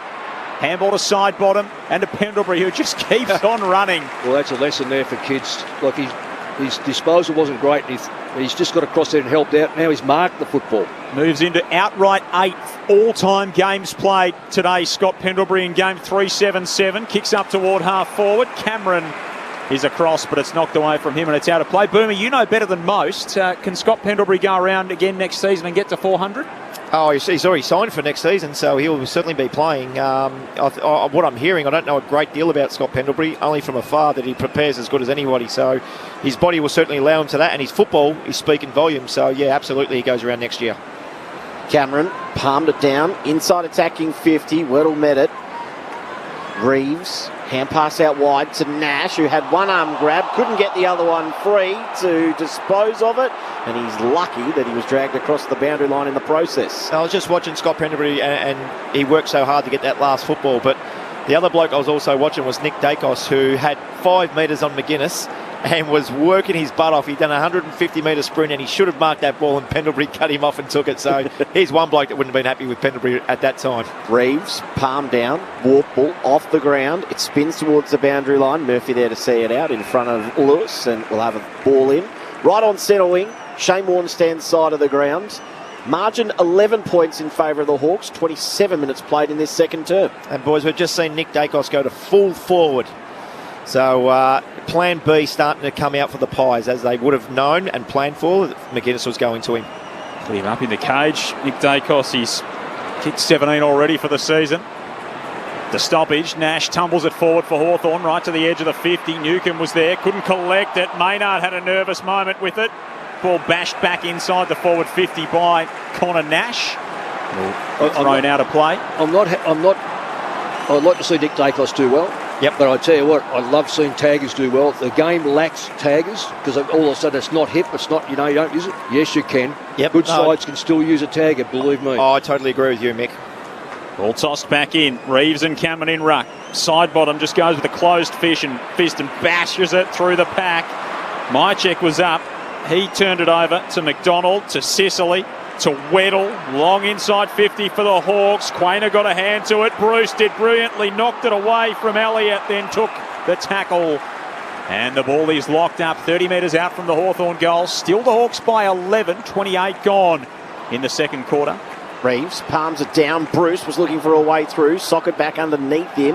Now Lipinski has it. He's jumped upon and going nowhere. Good defensive work by the Hawks too. They've got a great layer of players outside the back 50. So if it comes out quickly, they're still in line. 30 out directly in front. No one could win a clearance immediately. Over the top, Mitchell. Bruce ensured that it looked like he dragged it in, then it popped out between his legs and he was forced to hold it in again. Another stoppage to take place. And you talk about those layers, Mick. They've got Weddle, who's about 35 metres off the ball for a quick kick. Yep. They've also got Day, who's about 60 metres and can play that last line of defence for him. Yeah, and now he's ready just in case this does come out. Reeves reaches over the top. Pies get the clearance. Blank takes it up on the wing. Hill can't keep it in. He got a shove from Scrimshaw. Free kick. Stupid play. Yes. Really silly play by Scrimshaw. When you find yourself out of the team and you earn a reprieve, that's the kind of thing you don't need to be doing. Well, right in front of the coaches too. Well, it just gives the ball back to your opposition. Now your defenders have to work all over again. And then he gets floored by Bobby Hill as well for his trouble. Lipinski's kick to half forward is a poor one, and it's marked by Jarman Impey, who was terrific last week for the Hawks. 30-odd touches, 10 intercepts. Hardwick's got it at fullback. Hawthorn 6-4, Collingwood 4-5. Earlier today, Adelaide by 28 points over the Gold Coast, and Essendon just sneaking past the Eagles by a point over at Docklands. Later tonight, Geelong and Port Adelaide at the Cattery, GWS and Sydney at Giants Stadium. That's 4 kicks they've had inside the back 50 and really still 45 metres. It was that first kick, Mick. They went back 35 metres pretty much, and exactly. they took off ground off themselves. Yep. Guinness has it now, drives it to the wing, no mark taken. Mitchell, hand pass to Quainer, who tried to take on Warple, taken to ground. Umpire said play on, just got his handball away. Hawthorn get numbers there. Nash, hand pass to Bruce, now off to Wingard, high kick inside 50. Lewis got there late, Moore almost took the mark. Both went to ground. It allowed Moore in for the Pies. Hand pass to Josh Dacos, and then a little chip around the boundary at right half back. Noble has it. They've resurrected this game, the Hawks, the last 5 or 7 to 5, probably 7 minutes. They've been able to wrestle back a little bit of control. Just absorbed some of that Collingwood pressure. Noble kicks along the boundary line. Weddle's up to thump it out of play. It'll be tossed back in front of the Collingwood interchange. 0437 774 774. The text line. A couple of questions for Mick and Boomer at half time. Let us know your name and where you're listening from. Get involved with us here on Grandstand AFL. Ball tossed back in. It goes back underneath the pack. And we'll have another ball up. Hawks kicked the first of this term, made the margin 30 points. Collingwood kicked the next 4. Hawks with the last, and it sits at 11, 31 minutes into this second quarter. Free kick going to Hawthorn at the stoppage up on the wing. They won't be able to advance. as we head to half-time with Hawthorn in front by 11 points. Off the back of a 4-goal opening term for the Hawks, they kick the first and the last of the second quarter. Collingwood with 4 goals in the middle of all that in that second term to drag themselves back into the game. They got as close as 5 points, did Collingwood, through an Isaac Quainer behind, before Hawthorn added one more goal to take their margin to just under 2 kicks at the main change. It's Hawthorn 6-4-40 to Collingwood 4-5-29 at the long interval. Dylan Moore has 2 goals for the Hawks. They both came in the opening term. He kicked the first 2 of the game after kicking the first last week. Ned Reeves kicked their first goal in the second term. Brandon Ryan kicked the other goal in the second term for Hawthorn. Luke Bruce and Josh Weddle each kicked goals in the opening term. All of Collingwood's goals coming in that second quarter. Jordan De Goey, Jamie Elliott, Daniel McStay and Beau McCreary, each with majors. We're in good hands in our experts on Grandstand AFL, the playing games record holder Brent Harvey and the combined playing and coaching games record holder Mick Malthouse with their thoughts on the opening half. Well, we reckon the Hawks, we spoke about the Hawks in the first quarter, and there was a complete flip, and the flip was the contested footy. Collingwood got back because they contested better, they cleared better, they made more use of it in their forward line. Then just probably 7 or 8 minutes out from the end of that quarter, Hawthorn turned it around a little bit further by starting to get more of the contested football, a little bit more inside their front half. Didn't score as often, mind you. 2-4 to 4-2 is the same, but Collingwood looked more accomplished in where they got the football to have those shots. I think the lesson was the contested football. Collingwood just obviously hunted it in that quarter, and it went to 37 to 24. So that's just a complete reversal where Collingwood dominated. But the Hawks got back again because of that contested footy. So there's no secret to it. I know some sides aren't contested teams, but if you're not matching the best side in a contested environment and relying on total skill, you're going to that's why they're top and Hawthorn are 14th or wherever they are, or 16th. So you've got to close that gap, and I don't think there's a massive. Overall, player-wise, it's probably only 4 or 5 really great players that differentiate whether you're going to be a good side or not. And your bottom 5, can they perform at the optimal level? So the Hawks' bottom 5 at the moment aren't too bad. They're playing okay. Collingwood's bottom 5, and I'm not talking about on statistics, that their bottom 5 have always been a very good part of the side. Cox fell out. Johnson goes in. Johnson's still down in that bottom 5, and he's not contributing. So that's a little bit of a worry for him. But the other thing is, if Hawthorn can go in the rooms and believe that if they can win these contested footballs and the stoppages, because I think as much as Cameron's getting the football, Reeves is doing a fantastic job of getting his hand first to it and putting the ball into a position of at least it gives you a bit of surety. So I still think the Pies will win, and probably win well, but because Hawthorn just have the tendency at this stage of their careers just going to sleep, and the bottom part of their list is just not quite strong enough to match Collingwood. And you talk about that contested football part of it. The other part of that is the mids actually start winning the football. And I spoke about at quarter time that Mitchell and Pendlebury 3, De Goey and Dacos 2, Adams 0, side bottom 1. That quarter, Pendlebury found it 10 times, De Goey found it 8 times, Mitchell found it 8 times, side bottom found it 6 times, Adam found it 6 times, Adams found it 6 times that quarter as well. So that certainly helps the forward part of the game for the Pies, because in the first quarter they just weren't getting their hands on the football. It was amazing, and Hawthorn were playing that chip around style of football and outmarked, and they played that mark kick, and we spoke about that really briefly.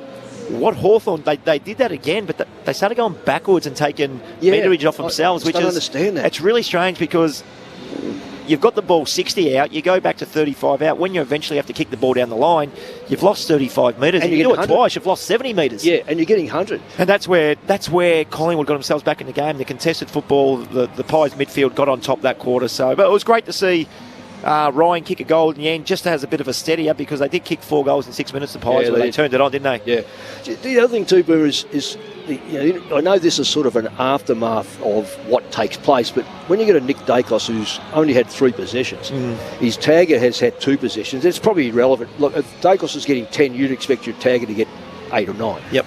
So he's doing the job. So he comes out of the centre. So Collingwood then are able to put another ball-getting player in there, which is an Adams or a Pendlebury or De Goey or whoever else. They've got so many that go through there. So by knocking over Dacos, so in other words, Collingwood are relying on 2 players to do all the clearance work if Dacos has been held. That's right, you take him out of it. You take him out of it because he's not getting it. You throw the third one, and all of a sudden the dynamics change. And that's what they did do that in the first quarter. They did it towards the end of the second quarter. So it's taken them a quarter to do that. And in goes Hawthorn's third, who's not the same quality. So all of a sudden someone spits out, and it becomes then a little bit, it doesn't matter about Nick being out because we can take over. And so it'd be interesting to see how many times he goes back in there. Well, that's what I'm looking forward to in the second half. Yeah. Plan B for Collingwood. Just the tactics. Nick Dacos, every player in Collingwood, every spectator in the world probably knew that McGuinness was going to go to Dacos. Yeah. Well, I think at the start, you back Dacos in because he's a star of the competition, and you say, right, you just go head to head. But when things are not working, what's Plan B? Now we've seen Plan B with about 5 minutes to go then of that quarter where he went to full forward. What will Plan B look like at the start of that third quarter? Can they pull Hawthorn apart because they still want to follow Nick Dacos around? McGuinness is doing a great job, by the way, and I spoke about the blueprint at quarter time. It's going to be interesting to see what other teams do now. Toby from Tasmania has texted in on 0437 774 774 to get your thoughts on taggers, Boom. If you were part of the Collingwood coaching setup, would you be having a word to Nick Dacos at halftime in terms of how to handle Finn McGuinness? Yeah, absolutely. He would have done a lot of homework during the week. They got coaches that would have spoke. The midfield coach, I'm not sure who it is at Collingwood, but they would have been speaking to Nick, and Nick would have went to them and watched vision on McGuinness. So absolutely, and you've got to have a plan B. So Nick now can, if he is still around the ball, he can go to other players to free up one Collingwood player. And I've seen it happening a little bit just around in that quarter then. So he's got to play a really selfless game and not look at it and go, I'm not going to have 25 today, but can I get Adams to have 25 and impact this game? Stuart's texted in, Mick, and he says, we, as in Collingwood, don't win enough ball out of the centre. Is it worth putting Beau McCreary into the middle to shake things up a bit? That's why they got Mitchell. This happened last year. They believed that their Achilles heel was the fact that they couldn't clear the ball often enough. So they got Tom Mitchell. Tom Mitchell can clear the foot. Wasn't too sure what the clear. He's only had the one clearance. The clearances, by the way, at half time, 16 to 15 Collingwood's favour. Out of the middle, Boom, I don't know how you use this machine. It's beyond me. The centre clearance is 1 to 7. Yeah, they're getting smashed. So this is what I'm saying about Dacos goes in there, so he gets negated and it falls out to 2. So by taking him out, all of a sudden the third one goes in there, so they've got more right to say we can actually get it. Don't forget what Reeves is doing too. Reeves has been a very influential player. He's kicked the goal. He doesn't get a lot of possessions, but what he does, he gets his hands to it. He's got to reach like a sick dog. I mean, look, he can put that ball out, and if he's, and my suggestion to those sort of players is, if you're not getting it here, your ruckman can get his hand to it.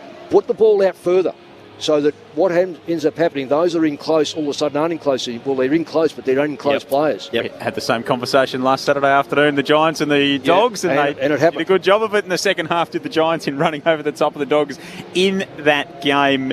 Mick Malthouse and Boomer Harvey, your experts on Grandstand AFL. The Spataforas are listening on their block in Hildene, so up near Seymour, between Seymour and Puckapunyal in the beautiful Goulburn Valley of Victoria. Love listening to you call the footy. Frank is listening in his Airbnb apartment in Prague in the Czech Republic. Oh, wow. Hopefully the Pies get up after a poor start. Great to have you with us, hopefully he's got his budgie smugglers on and his pina colada in hand. It would be warm over there, wouldn't it, surely? I think it would be. Yep. I think it would be at this time of year. And Jim is from Limerick Island, even with the area code coming through on the text. Go the Hawks, hate the Pies. Unfortunately, they are too good to watch. More on the text line on the other side of half-time. It is Hawthorn by 11 points at the main break. Plenty more coming to your way from the MCG. Now, though, let's get you the latest from ABC News.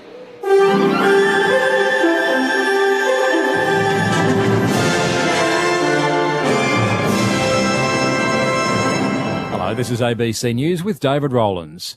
Prime Minister Anthony Albanese says opponents of the voice to Parliament are looking to mislead and confuse Australians ahead of the referendum. The federal opposition used Parliament last week to question whether the voice would lead to a national treaty with Indigenous Australians.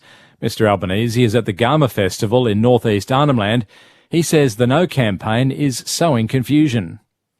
The No campaign seem to have given up on finding arguments of why people should vote no on what is actually before the Australian people, and are therefore saying, look over here, look over there, at a range of other issues that are actually not what is in the referendum. The Western Australian government insists it hasn't finalised a decision to repeal the Aboriginal Cultural Heritage Act it implemented last month.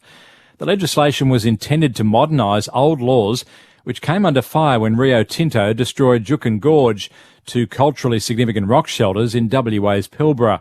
The new act was met with significant confusion among landowners, but the state government dismissed calls to delay its implementation. The ABC understands the state government is planning to scrap the changes within days. WA Minister Stephen Dawson denies that any decision has been made. Certainly the Minister for Aboriginal Affairs continues to have conversations about a way forward, so whether what needs to change, in fact anything needs to change from the legislation, and those conversations continue. Detectives in Victoria are investigating if a torched car found in Melbourne's southeast is linked to a fatal shooting overnight. Beth Gibson reports. Police say a 53-year-old man was walking in South Yarra late last night when he was shot multiple times. He died later in hospital. Police believe it was a targeted attack and the man had links with organised crime.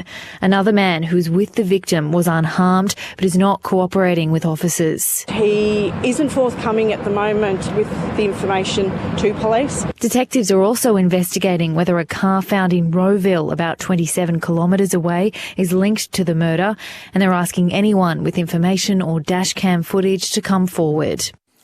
A cyclist has died after colliding with a motorcyclist in Brisbane's west. Police say just after 10:30am the bike was travelling along Samuel Griffith Drive at Mount Cootha when it collided with a motorbike going in the opposite direction. The 65-year-old man riding the bike died at the scene. Investigations are continuing. More than 100 trucks have rolled down Canberra's main streets as drivers protest working conditions in the sector.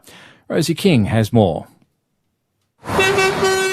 Northbourne and Commonwealth Avenues was swamped by around 120 trucks. Their final destination, Parliament House, where drivers will call on the federal government to give the Fair Work Commission power to set enforceable standards for the transport industry to improve safety for workers. Transport Workers Union Secretary Michael Caine says the industry is the country's deadliest, with 132 people already killed in truck crashes this year. He says the industry is also crippled by commercial pressures. More than 300 transport businesses went under last year.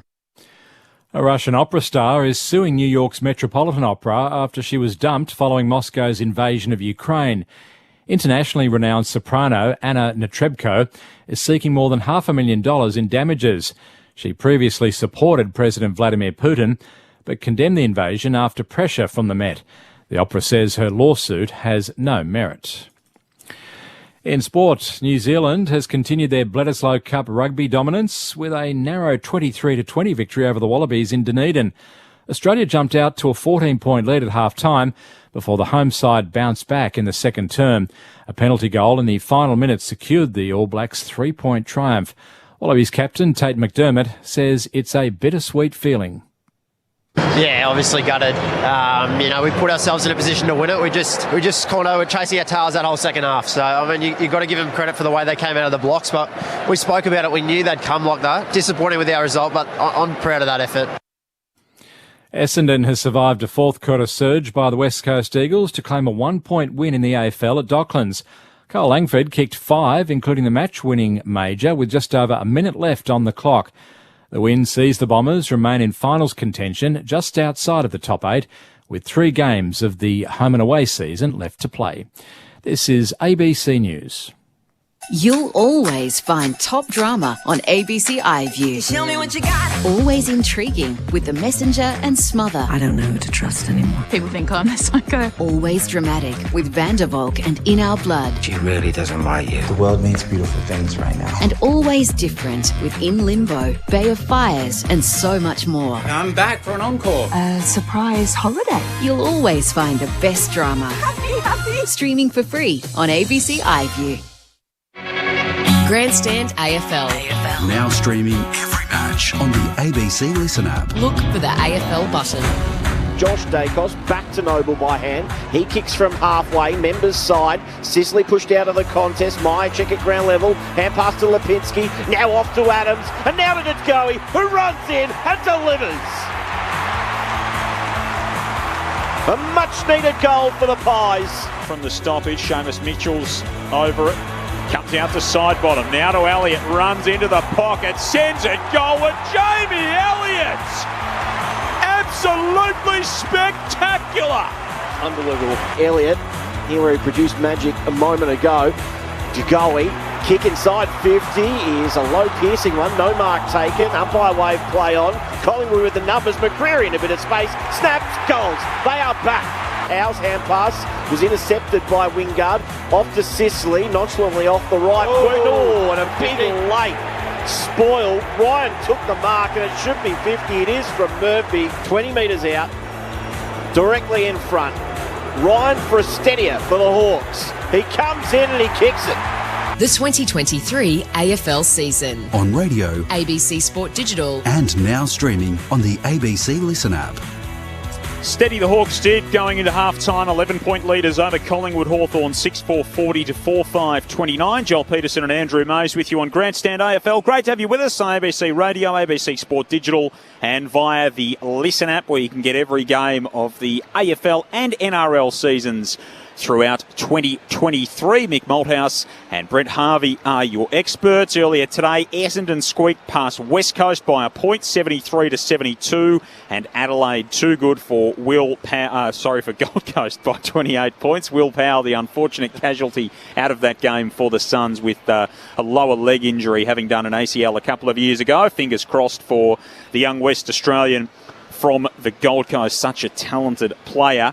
One game in the books in the FIFA Women's World Cup this afternoon. The round of 16 kicked off with Spain beating Switzerland 5-1. The second game is in Wellington this evening. That game was at Eden Park today. Wellington is the host for Japan and Norway a little bit later on this evening. The Wallabies almost had a win this afternoon, Maisie, as well. That's quite the turn up from here last Saturday. Yes, they were 23-22, wasn't it? 23-20 in the end. Yeah, very close. I thought it was 20. Only lost by points. They lost by 3. Yeah, penalty with about 70 seconds left. So how often does that happen with our side against? A lot. It does. Too often, doesn't it? Really? Too often. Yeah, Eddie Jones, he'll be happy. He'll be a lot happier than what they produced last week. But only one more game now, I think, until the World Cup against France while they're over there. So preparations in full swing in the National Rugby League today. Of course, the Panthers really staked their claim to the premiership last night, defeating the Storm 26-6. The Broncos solidified second place with a 30-14 win over the Cowboys. 24 minutes in, the Knights lead the Dolphins 6-0. Later tonight, the Rabbitohs and the Sharks. Of course, for our footy fans, Geelong and Port Adelaide for most of our audience this evening. For listeners on the ABC Listen app and on News Radio as well, you'll be getting GWS and Sydney from the Sydney Showgrounds later tonight. 0437 774 774 if you want to get involved. Biggles from Perth says, thank goodness my team lost today. Weagles for first round draft pick. Brent Harvey behind me doesn't necessarily agree with that. I was watching it with interest in the foyer before I come in here, and I don't know who I was barracking for, to be quite honest with you. Enjoying the call with the expert insights of Mick and Boomer. How can the Pies be so poor and then suddenly switch on? That's from Darren in Northcote. Yeah, I think we've seen that a little bit this year. I've seen lapses in Collingwood's game where they get goals kicked on them, but they've got the ability, and probably the best in the competition, to go bang, like we did. We've seen 4 goals in 10 minutes.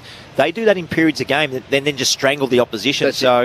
I've seen them do it. So they have had lapses, but they're the best team in the competition, are scoring really quickly as well. Can I say, though, Boomer, I reckon sides contribute to that as well. There's almost a mentality that they're coming. Therefore, we've got to close the shop door. Yep. And instead of going to the two teams that have struggled, the one team that's bothered them, that hasn't beaten them, is Adelaide. Adelaide closed shop at 3/4 time. Oh, that's when they came back early in the year, wasn't it? And a few weeks ago, outside an umpire decision, really had them because they stayed up with them. They just kept on running. And side like Collingwood, you've got to keep running at, otherwise they'll just keep punching you in the nose. Michael's a Hawk supporter, so is RJ and Druin enjoying the coverage tonight. 0437 774 774. Underway in the second half. Hawks by 11. Here's Andrew Mays. I'll get the first clearance as well. Day pumps it inside 50. Oh, lovely mark by Moore. Just able to position Ryan in front of him, push off and take the mark. Oh, shocking hand pass straight into Lewis, who had a shot for goal off the ground. It dribbles into the forward pocket. Oh, a bit of World Cup action from Bruce, who put it to the top of the box. Ryan bends out and kicks the goal. How good's that from the big man? Just wow. Don't worry about the big man, Maisie. Don't pop him up. It was all Luke Bruce. Don't be silly. I was worried that he wasn't going to be able to pick it up cleanly. What about the smother, though? Hand pass. Yeah, it was smart play all round, wasn't it? I reckon, with all due respect to Darcy, who I love, I reckon he just really chewed off a bit too much and underestimated totally his opponent.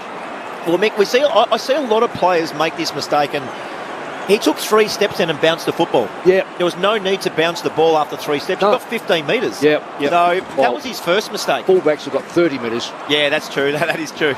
But fantastic play by Luke Bruce, was it? Just to not pick up the ball and get pushed over the line. The cutback, it was beautiful off the deck, worked absolutely sensational. Premier League starts next week. He's just getting in early.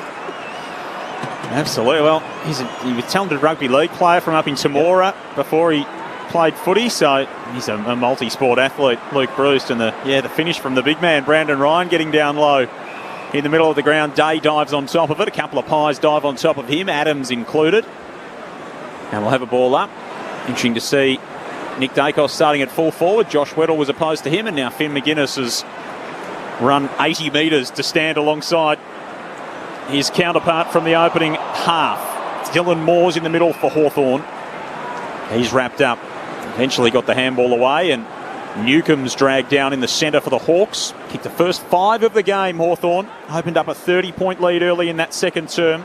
Pies whittled it down to 5, and they've got the last 2 of the game either side of half-time. Hawthorn to have the margin at 17. Scrappy kick out of the contest. He's marked by Sicily at half-back for the Hawks. Kicks up toward Newcomb.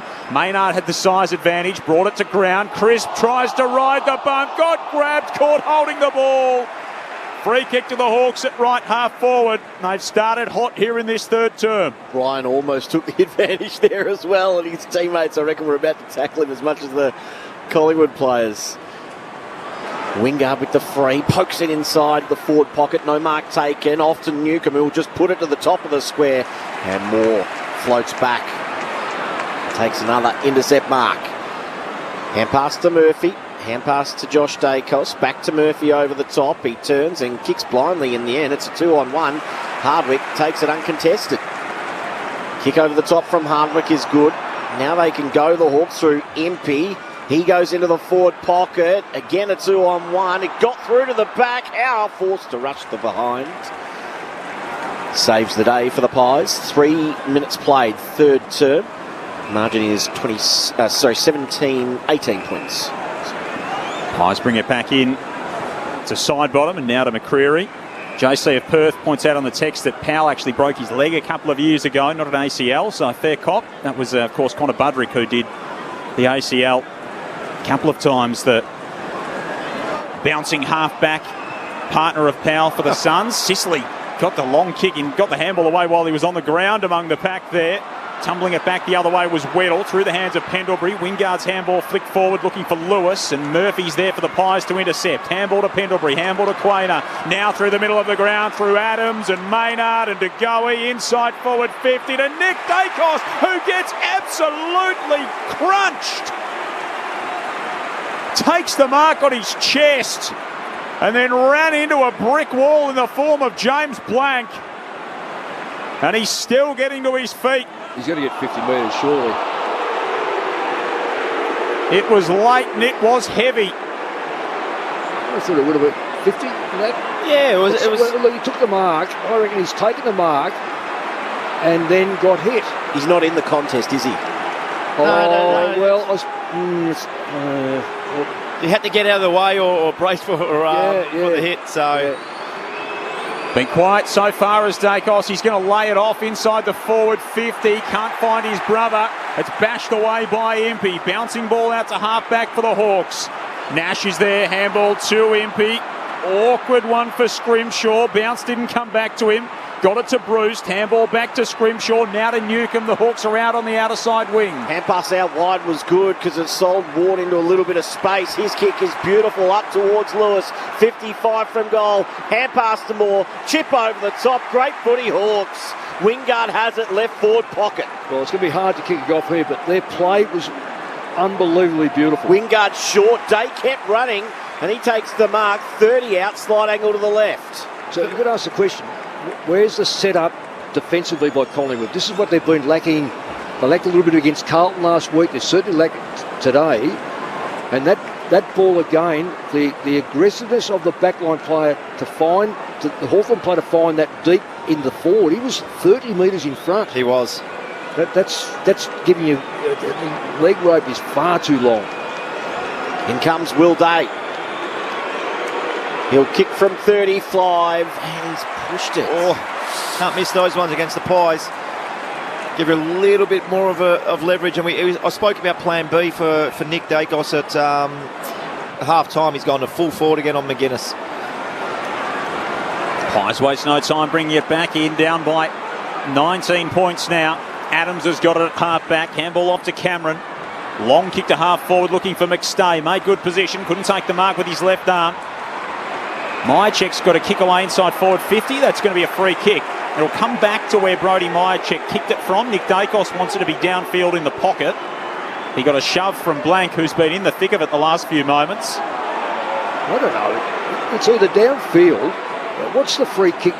If he's got him late, it's a downfield kick. If it's not late, it's a tackle. As a player kicks the football, I just don't get that. Yeah, that's a fair call too. 100% sure what the ruling was, and it wasn't downfield. Myercheck takes his kick, kicks to full forward, the mark! Dragging it in's McStay, who read it best in the pack. There's a bit of push and shove off the footy. And Dan McStay's got it 15 out for the Pies.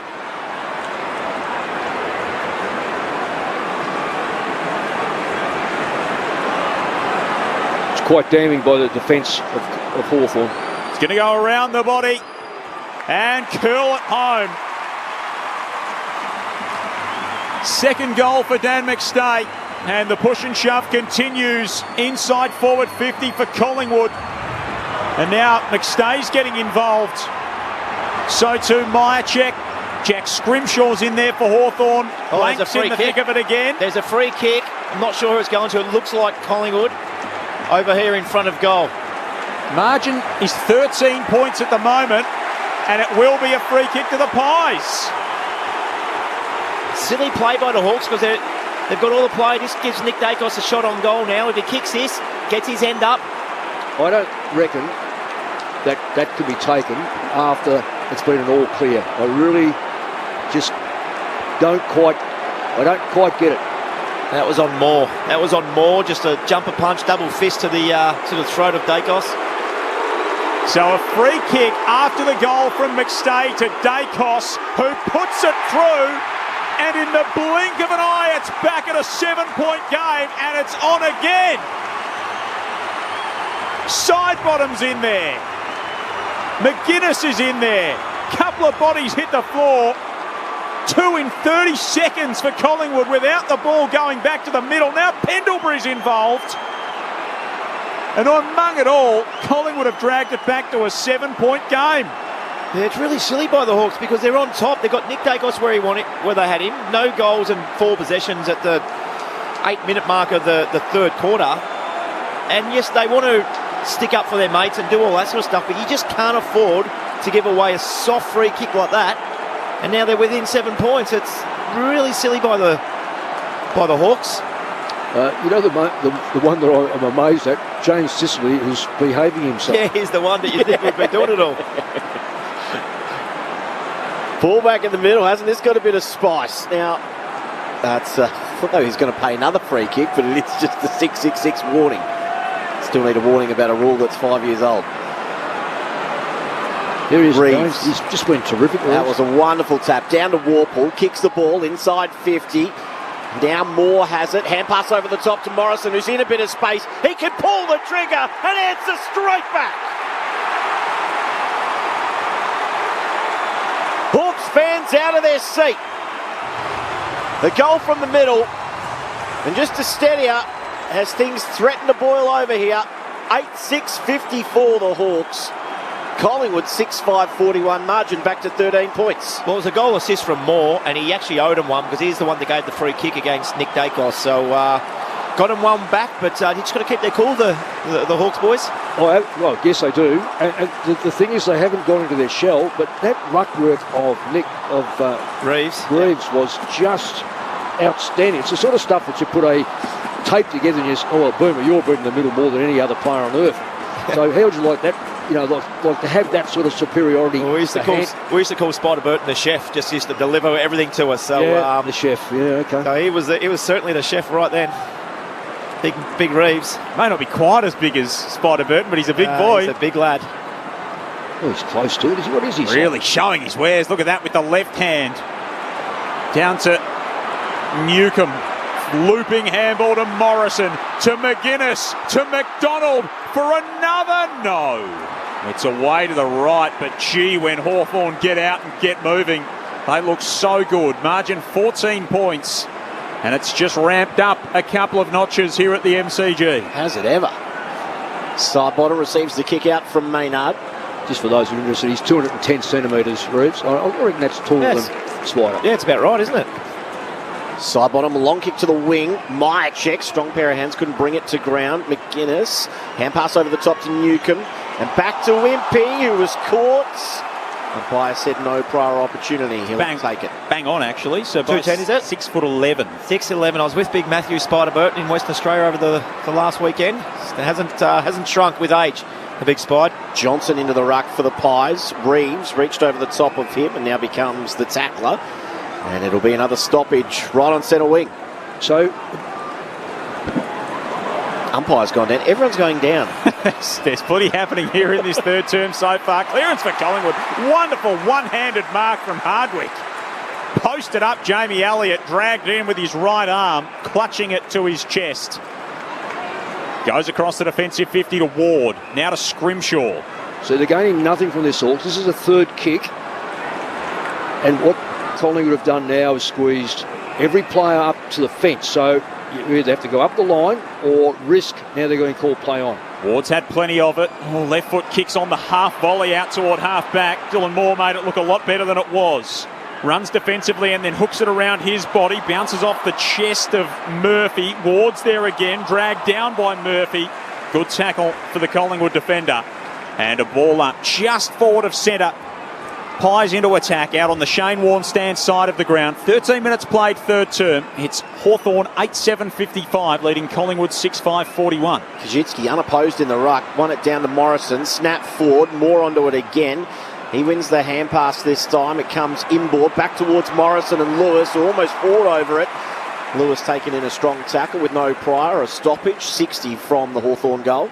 I've been really impressed, other than the free kick he gave away to Nick Dacos, was by his young Moore. He's had 14 touches and two goals. He's a goal kicker. He works super hard, doesn't he? Yeah, he's been a goal kicker for a long time. Nash with the clearance, tumbles one inside, attacking 50. Got through about 3 sets of hands. Crisp. He had to be clean, and he was.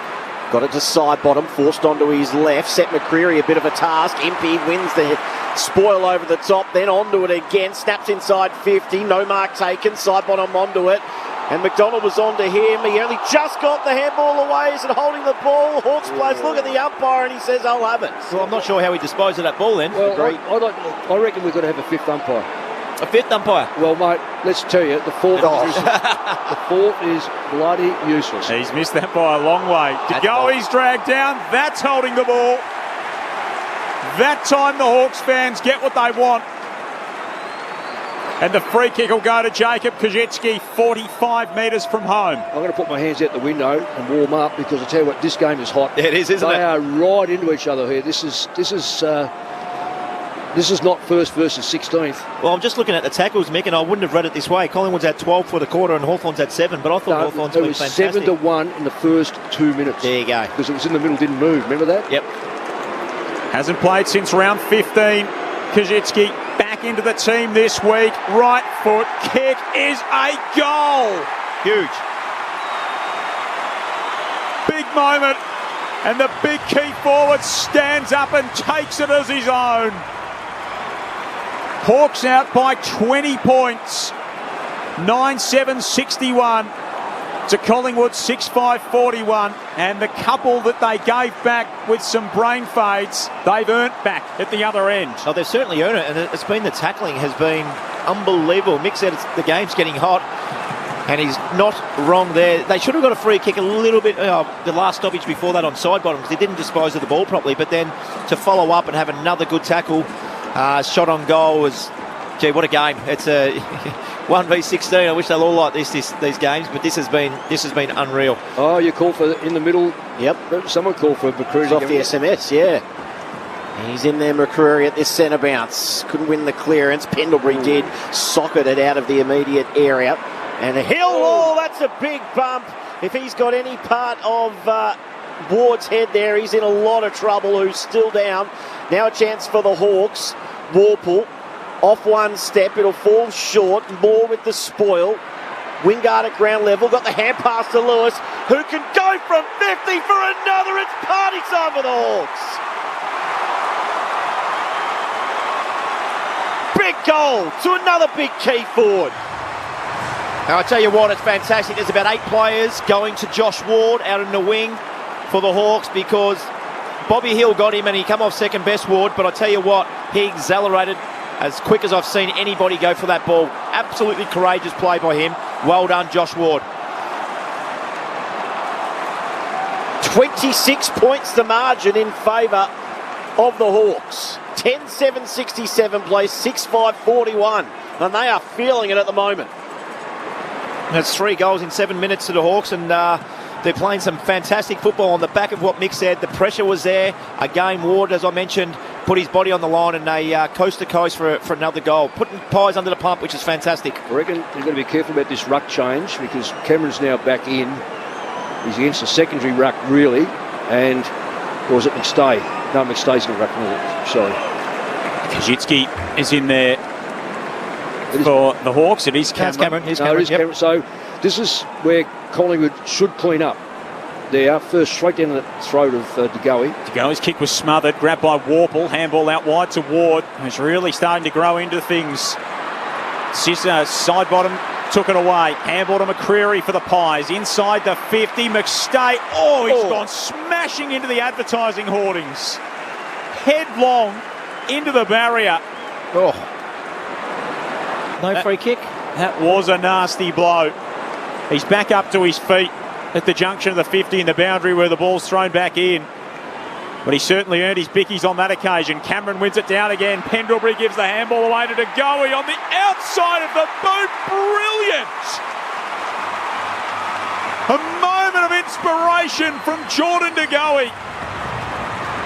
Another goal in this third term. Drags it back to a 20-point Hawthorn lead. The 7th goal between the two.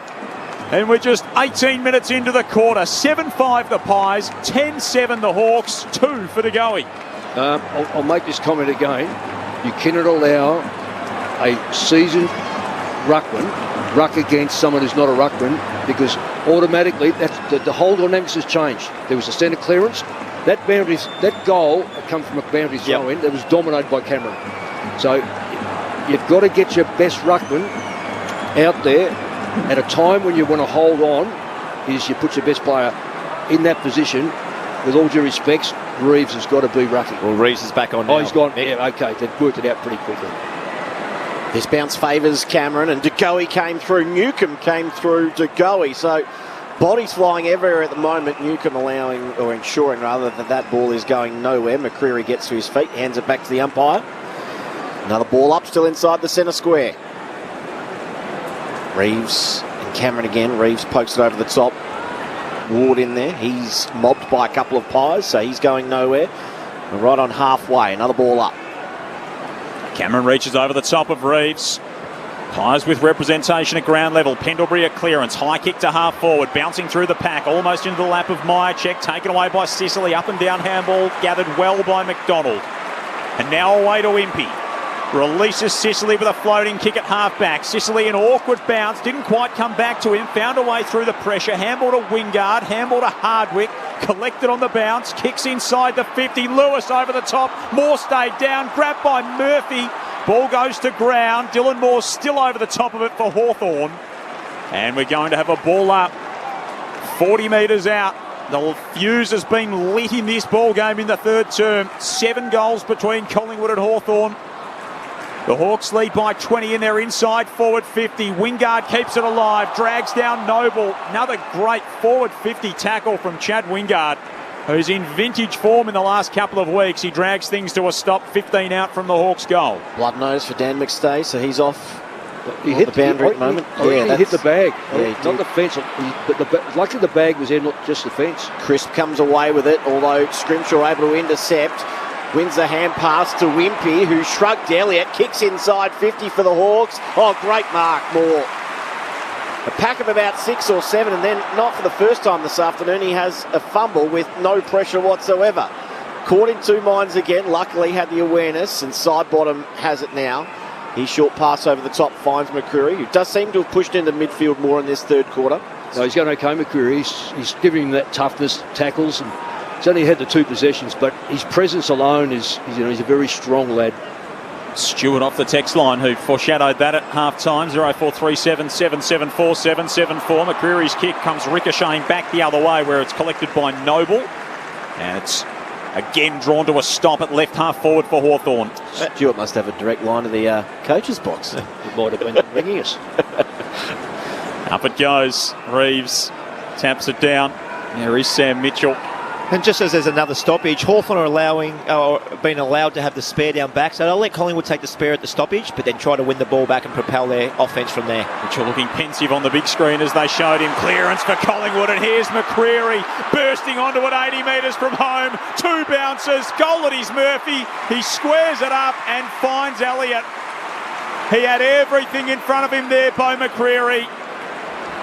And Elliott, the beneficiary. He marks 40 out almost directly in front. Now Hawthorn were very aggressive in their back line there. That was almost a reverse of what they do.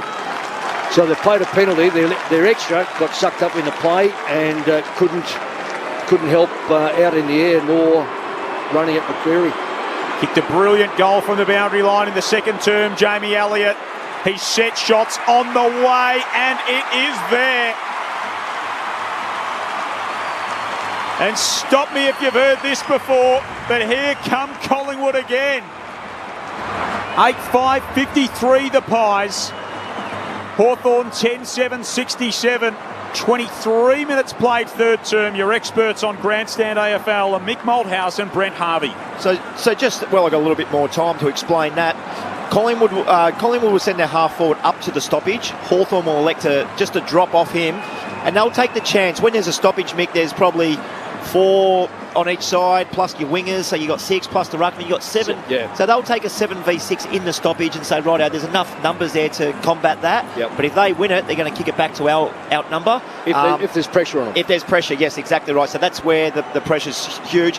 And Hawthorn are trying to manipulate Sicily to be that spare, who has played a fantastic game to date. Reeves down to Nash. And then back to Warple, aggressive hand pass. It gets to Newcomb on the bounce, who slipped. Had to give it back to Warple. Went the fend, forced to kick off one step and turns it over. Crisp has it at halfback for the Pies. Looking for a way out. Pendlebury was leading towards the flank. Now he's going to come more centrally.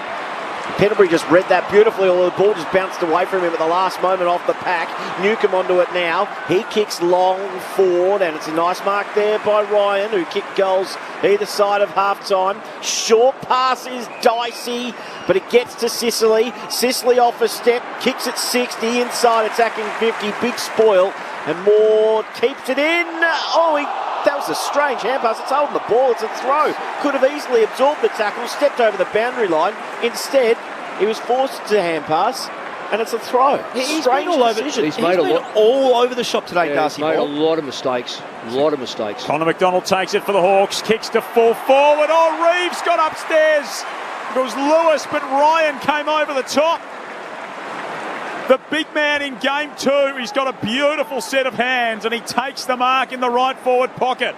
It's his only second game. He's playing a better game than the second game. This will be a shot for his third goal, Mick. Yeah, but the thing is too, he's game about it. Out of the mid-season draft, he swings it around on the left boot, and he's got a third.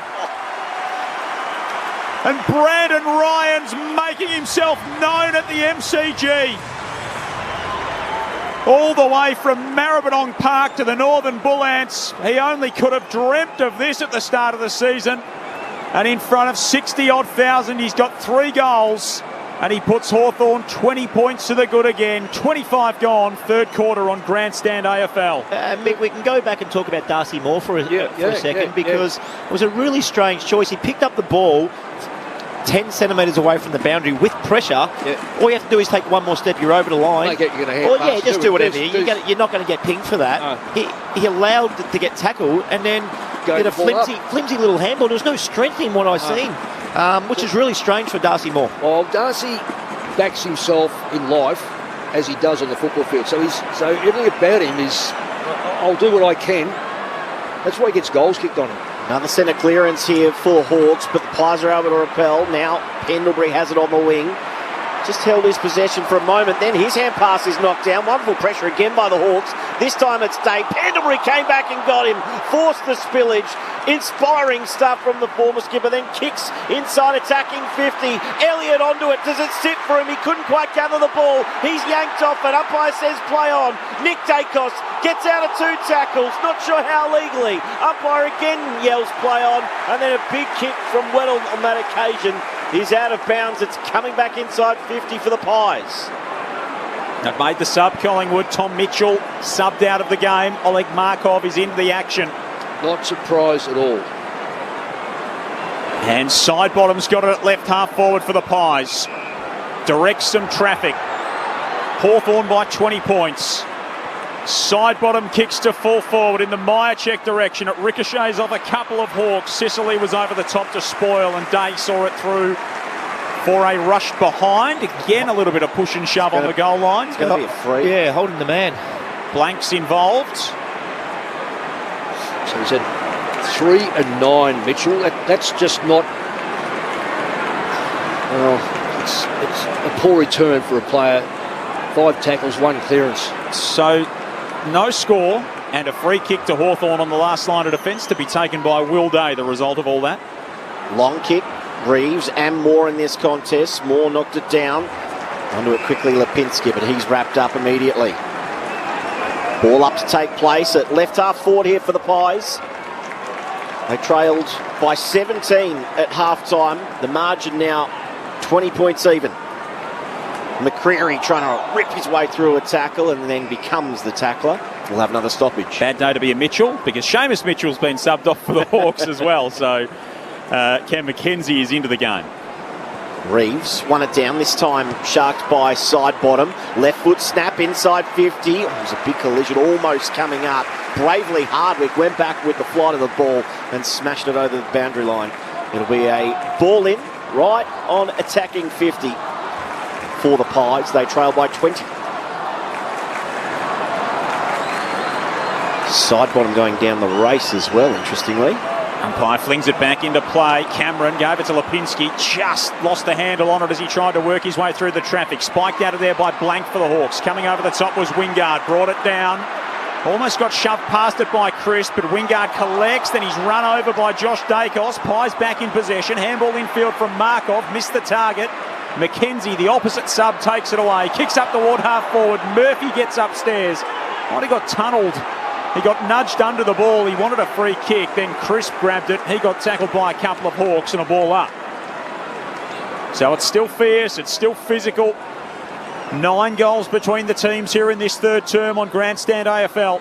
Hawthorn lead Collingwood. The 16th place side leads the top of the table Pies by 20.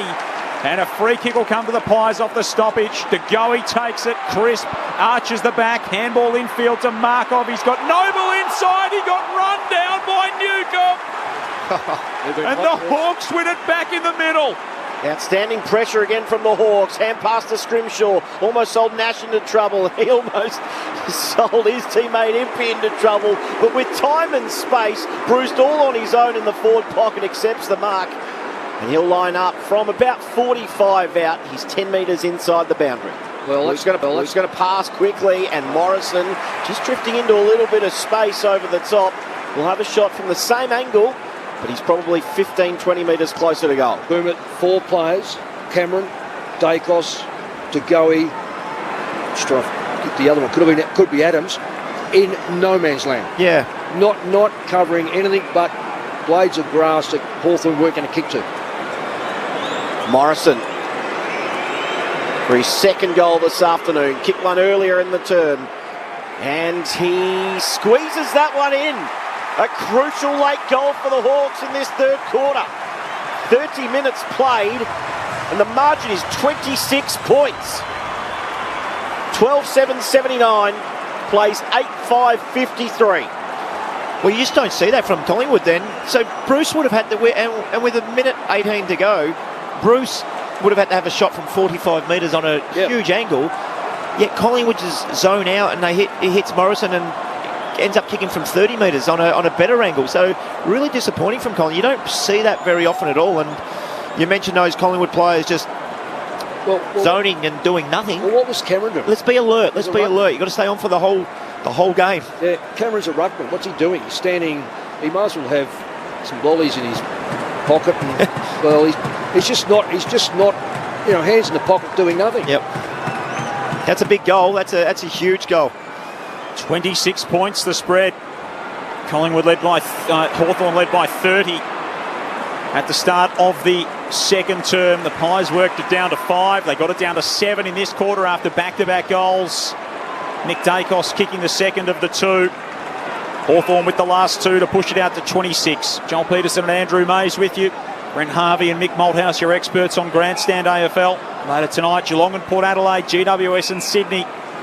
The 2 late fixtures here on Grandstand. We'll be heading to the Cattery to preview the Cats and the Power with Corbin Middlemass very shortly. Weddle's got it at half back for Hawthorn. Pokes it out wide to Dylan Moore. There's a sign up saying so many seconds, because why would you kick the ball around like this? The only thing that can happen is you're running the clock down, yes, but you also be careful where you actually turn the ball over. Moore kicks down the line. Murphy crashes the pack. Cameron's there as well. And the ball spills out of play. Thrown back in front of the Collingwood interchange. 12-7 plays 8-5. 32.5 minutes played in the third term. So that side mix has 30 seconds. All the players would be aware of that, and that's why that ball just went down the line and got another stoppage for the Hawks. They'll be really happy with that. One last chance for the Pies. Adams kicks inboard. No mark taken at ground level. Hill, slick hand pass, although Pendlebury just missed it behind him. And now Hill has to go back and try and get it again. And it's going to be a holding the ball decision, but it won't matter. Siren goes for three-quarter time, and what a quarter for the Hawks as well. Jumped out of the blocks with a quick goal. Then Collingwood got 2, including a Nick Dacos goal from a secondary free kick. Then Hawthorn steadied, and there's still a little bit going on afterwards as well, as both huddles are finally separated and players walk over to hear the addresses from their coaches. Goal kickers so far, 3 to Ryan for the Hawks, 2 each to Moore and Morrison, singles to Bruce, Lewis, Kajitsky, Reeves and Weddle. For the Pies, 2 each to Elliott, De Goey, McStay, 1 to Nick Dacos and McCreary. Hawthorn had their best third quarter of the season last week with 6 goals 2. They've bettered that in that quarter with 6 goals 3. They've won just 3 of 6 when they've been leading at half-time before tonight. Collingwood have won 5 of 7 when behind at half-time. So, what was the first one you said then, Joel? That Hawthorn have won 3 of 6 when ahead at half-time. Oh, at half-time. Collingwood have won 5 of 7 when trailing at half-time so far this season. So For a time would be interesting. It's, that'll be because you'd suspect what we all know is that Collingwood don't worry about three-quarter time. But having said that, as Boomer said, there's going to be a time when you're going to be chasing a big score, and why did you let yourself get in that position? If I can just give you one stat that quarter, 103 possessions to 67. Favour of Hawthorn? In favour of Hawthorn. That's a massive discrepancy. It is, and 15 to 10 inside 50s. Now, we know Collingwood kicked 4 goals very quickly, 1, 2, 3, 4 that quarter, but this is where the panic comes in. Do you now lock up shop, or do you play the game out and let Collingwood chase you again? But if you put walls up, Collingwood will break through it.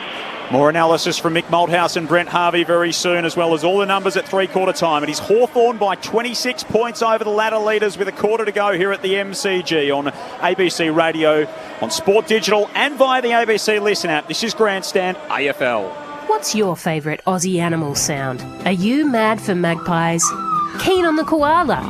Do you like to wallow in whale song? Or maybe you're team tree frog? How about whatever it is that lyrebirds do when they're actually being lyrebirds? To celebrate National Science Week, the ABC is looking and listening for Australia's favourite animal noise. Find out more at abc.net.au/sound. Grandstand AFL. Now streaming every match on the ABC Listen app. Look for the AFL button. Mychek takes his kick, kicks to full forward. The mark! Dragging it in's McStay. And Dan McStay's got it 15 out for the Pies. He's going to go around the body and curl it home. And the push and shove continues inside forward 50 for Collingwood. Jack Scrimshaw's in there for Hawthorn. Blank's in the thick of it again. There's a free kick. I'm not sure who it's going to. It looks like Collingwood.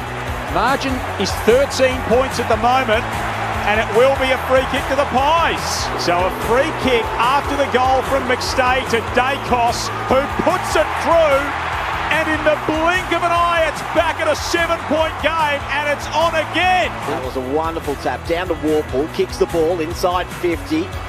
Now Moore has it. Hand pass over the top to Morrison, who's in a bit of space. He can pull the trigger and answer straight back. Warple off one step. It'll fall short. Moore with the spoil.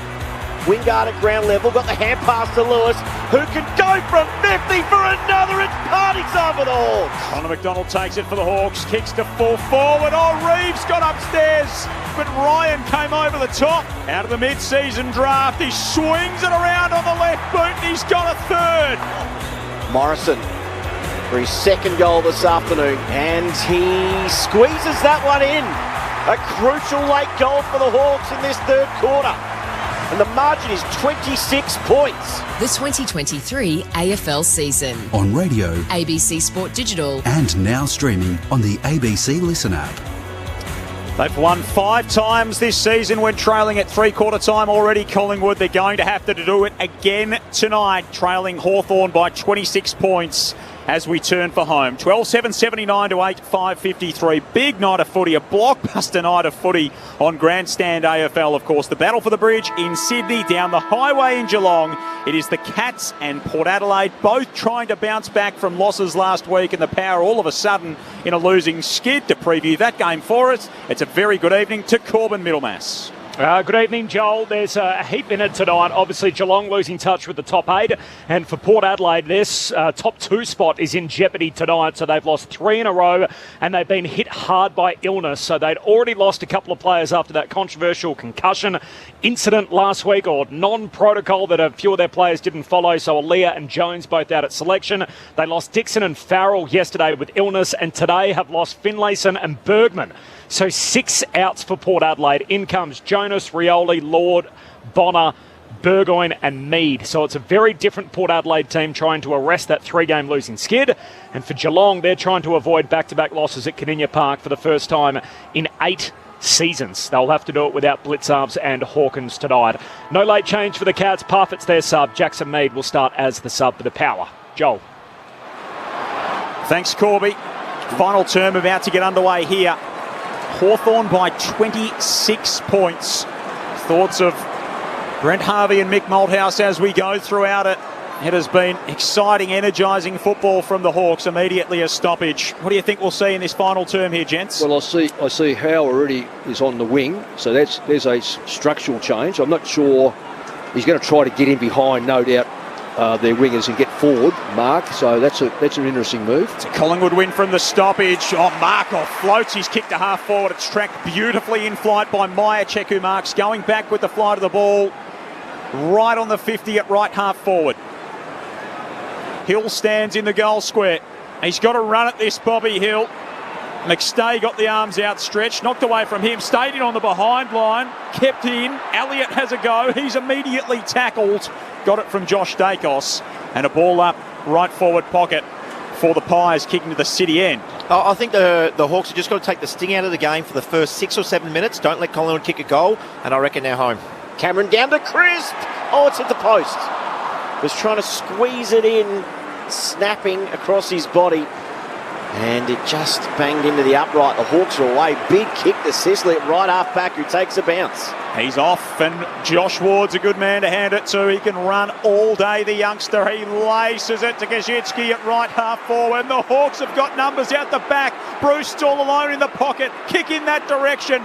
Quainer got in there right at the last moment. Arm outstretched, knocks it out of play.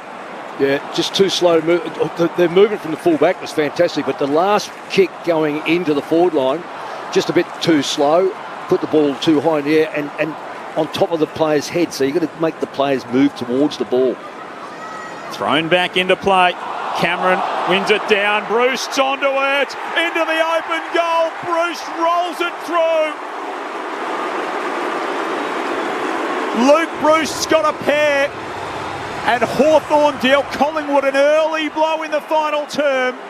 And the game now out to a new high watermark of 31 points. 13-7-85. Collingwood 8-6-54. We know they're so good in this situation, the Pies. They're going to have to be extra special tonight. I thought it might have been a bad setup by Collingwood. It wasn't. It was well done by Cameron to get the ball down to Adams. Adams just got tackled and lost the ball in the tackle. So it wasn't a bad structure. It was just that Hawthorn had good numbers around the ball. It was the back of the pressure again, Mick. Yeah, We've spoken about Hawthorn's pressure most of the night tonight. That was just a loose ball. I think it was DeGoey or Adams or whoever you said, and then just tackled and disposed of the ball. And Hawthorn got on the outside of him again, and Bruce finishes with a good little finish. 31 points the margin in favour of the Hawks. Who would have thought coming into this one this afternoon? In the middle, no one can escape. Side bottom, having to hand the ball back to the umpire. We'll go again. Tossed up. Reeves palmed it to Newcomb and then went the hand pass. Lovely work by the big ruckman. Off to Day and then to Impey, who snaps around the corner towards half forward. Ball bounces. No one can take the mark. Bruce. Smart tap to McDonald, who couldn't quite gather. Had Maynard for company. Worried him out of it. Josh Dacos swoops onto it. Works the 1-2 with side bottom. Then a kick straight up the middle and sliding in on his knees to take the mark at centre half back is Cameron. Back to Josh Dacos, who kept on running. And he goes towards Myercheck at right half forward. Dropped what he should have taken. McCreary's in a good position out the back though. He drives it long to the top of the square. Where are the Flyers? They're all in Hawks jumpers. McGuinness is one of them and he takes the defensive mark. That's that spare that had been setting up. That was the 3-on-2 when that ball went in the goal square. It's just how they get out of trouble though. Like they're getting out of trouble without Collingwood stopping him in the front 50, which is a hallmark of Collingwood all year, is to put pressure on the opposition so they cough the ball up. That's not happening. McGuinness to Impey to Ward. Out to McDonald, who shot it back to Hardwick, and now he comes back to McDonald on the outer side wing. All at half back for Hawthorn. Long kick down the outer side. Two hands to it for Reeves. Taken by Darcy Moore of the Pies. Handball to Murphy. Got closed down, but got his kick away, and he saw after he did so is Nathan Murphy, clutching at his right leg. Impey scoots away with it at half back for Hawthorn. The numbers advantage with the Hawks at the moment inside the 50. Lewis takes the mark, lowers the eyes, and hits Kazitsky inside the 50. He wants to move it on as well. Had Newcomb or McKenzie to raffle it. And the former takes the mark. Jai Newcomb's 30 from home, dead in front. Yeah, for Collingwood's point of view, I hope the best for Murphy, but he's holding his knee. And he's a very tough customer. He is a very tough customer. I didn't really see what... I think it was just in the tackle as Lewis closed him down. Oh, it doesn't seem to be anything in it at all, does it? Look like a little bit of a hyperextension, though, when they land on it and it comes back on him. You reckon? Here's Newcombe to make it a 37-point ball game.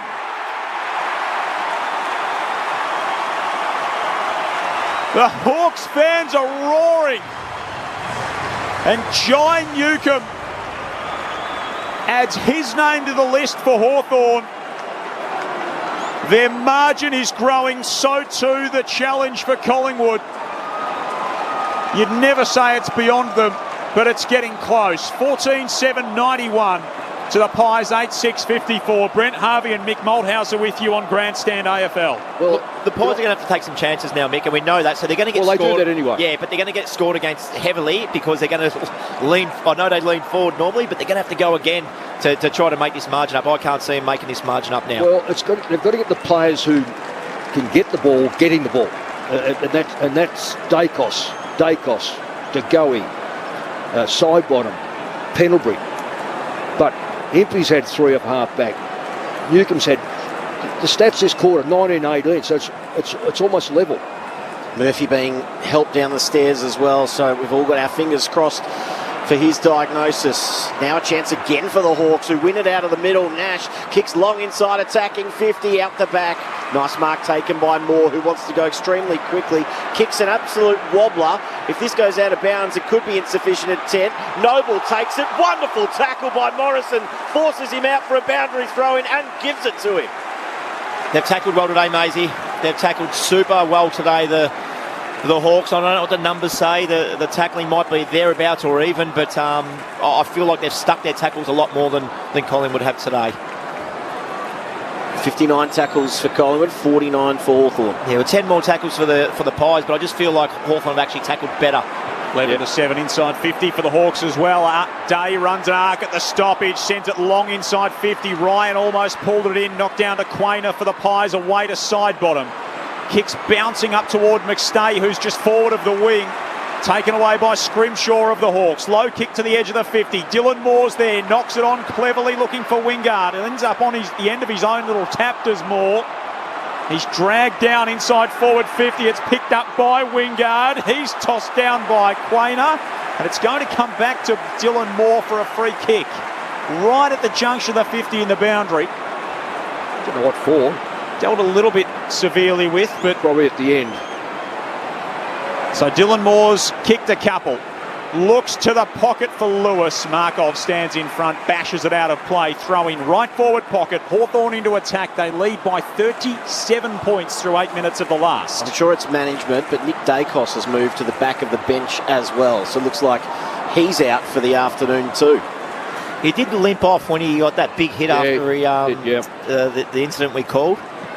Reeves out of the ruck with his foot this time.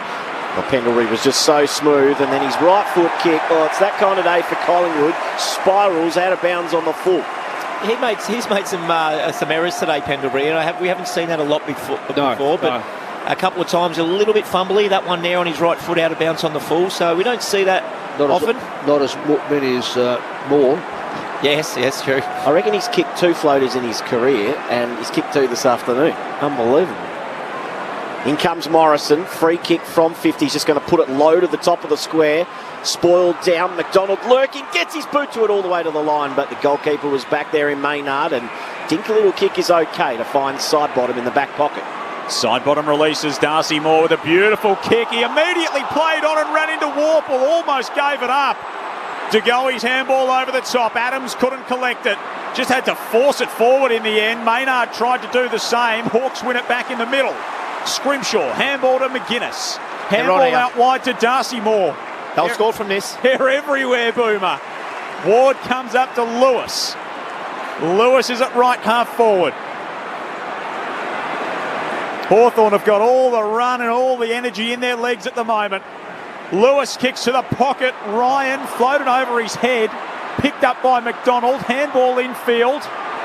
Ryan picks it up, throws it on the boot across the face. Morrison's there, he can't control it. Ball out in the left forward pocket for the Hawks. It'll be tossed back in.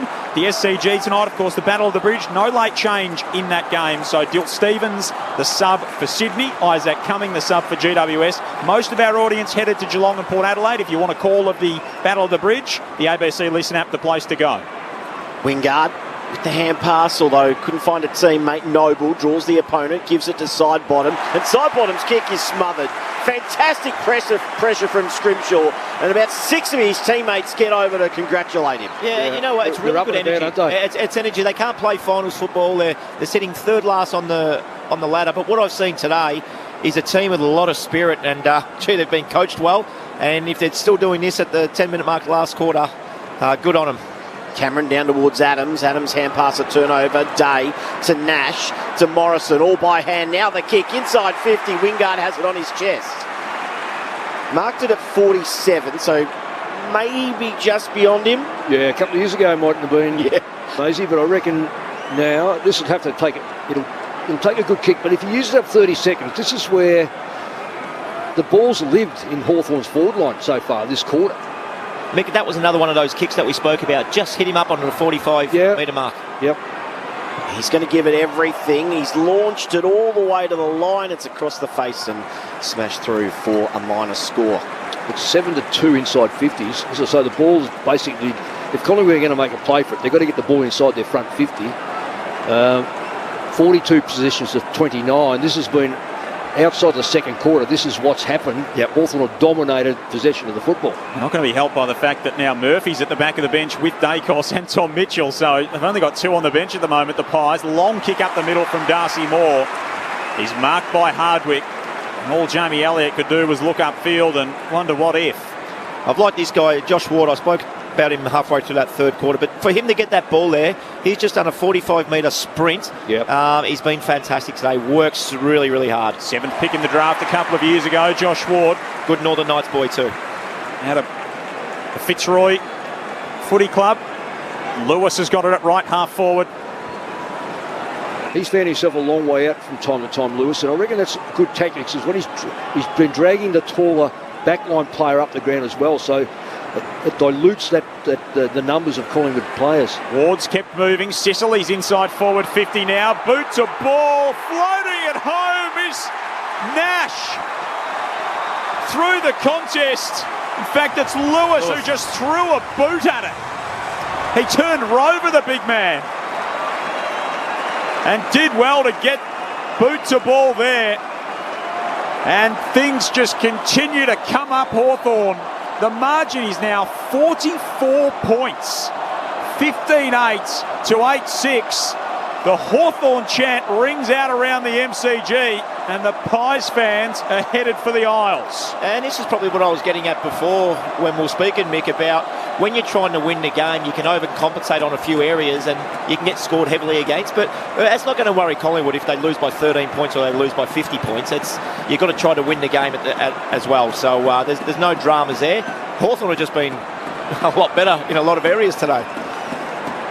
So Murphy's got, you're there. Murphy's got ice on his ankle too, guys, not on his knee. Yeah, so he grabbed his knee, but it was his ankle. Mitchell getting some ice applied to his quad, it looked like as well. Maybe just precaution more than anything. Hand pass again for Hawthorn, inside attacking 50. Oh, it's a big tackle with McDonald's head hitting the ground there. Hopefully he's okay. And we'll have a ball up 30 out directly in front. Oh, that's very similar to other ones this year. Well, I'll be interested to see how Michael Crystal handles this. Yep. McStay down to Crisp, who turns it over. Saying that, there was no aggression in the tackle either. Kick to the... I don't think he should get anything, but... Kick to the top of 50 where Day has it. Then he puts it to the top of the square. Moore stands tall. Should be paid the mark. He is. And Moore with the mark in his defensive goal square, and then Lewis just holding it up a little bit too much. The umpire said, no, go back 50 metres and stand the mark. So Darcy Moore will come all the way to centre half back to take the free kick. So the Collingwood captain hands it off as if he wasn't going to run of Noble. Noble drives it inside the 50. Johnson's the high flyer. 2 hands to it, couldn't mark. Lipinski tries to force it through the pack. He runs straight into blank, going nowhere. 44 points. Hawthorn's lead at the 14-minute mark of the final term. It's beyond even the best of Collingwood's comebacks. Free kick to Taylor Adams is paid by the out-of-zone umpire. He's down a little bit sore. He copped a fair old whack from Connor Nash, putting his head over the ball. And Adams has got the free kick, 40 out slide angle to the right.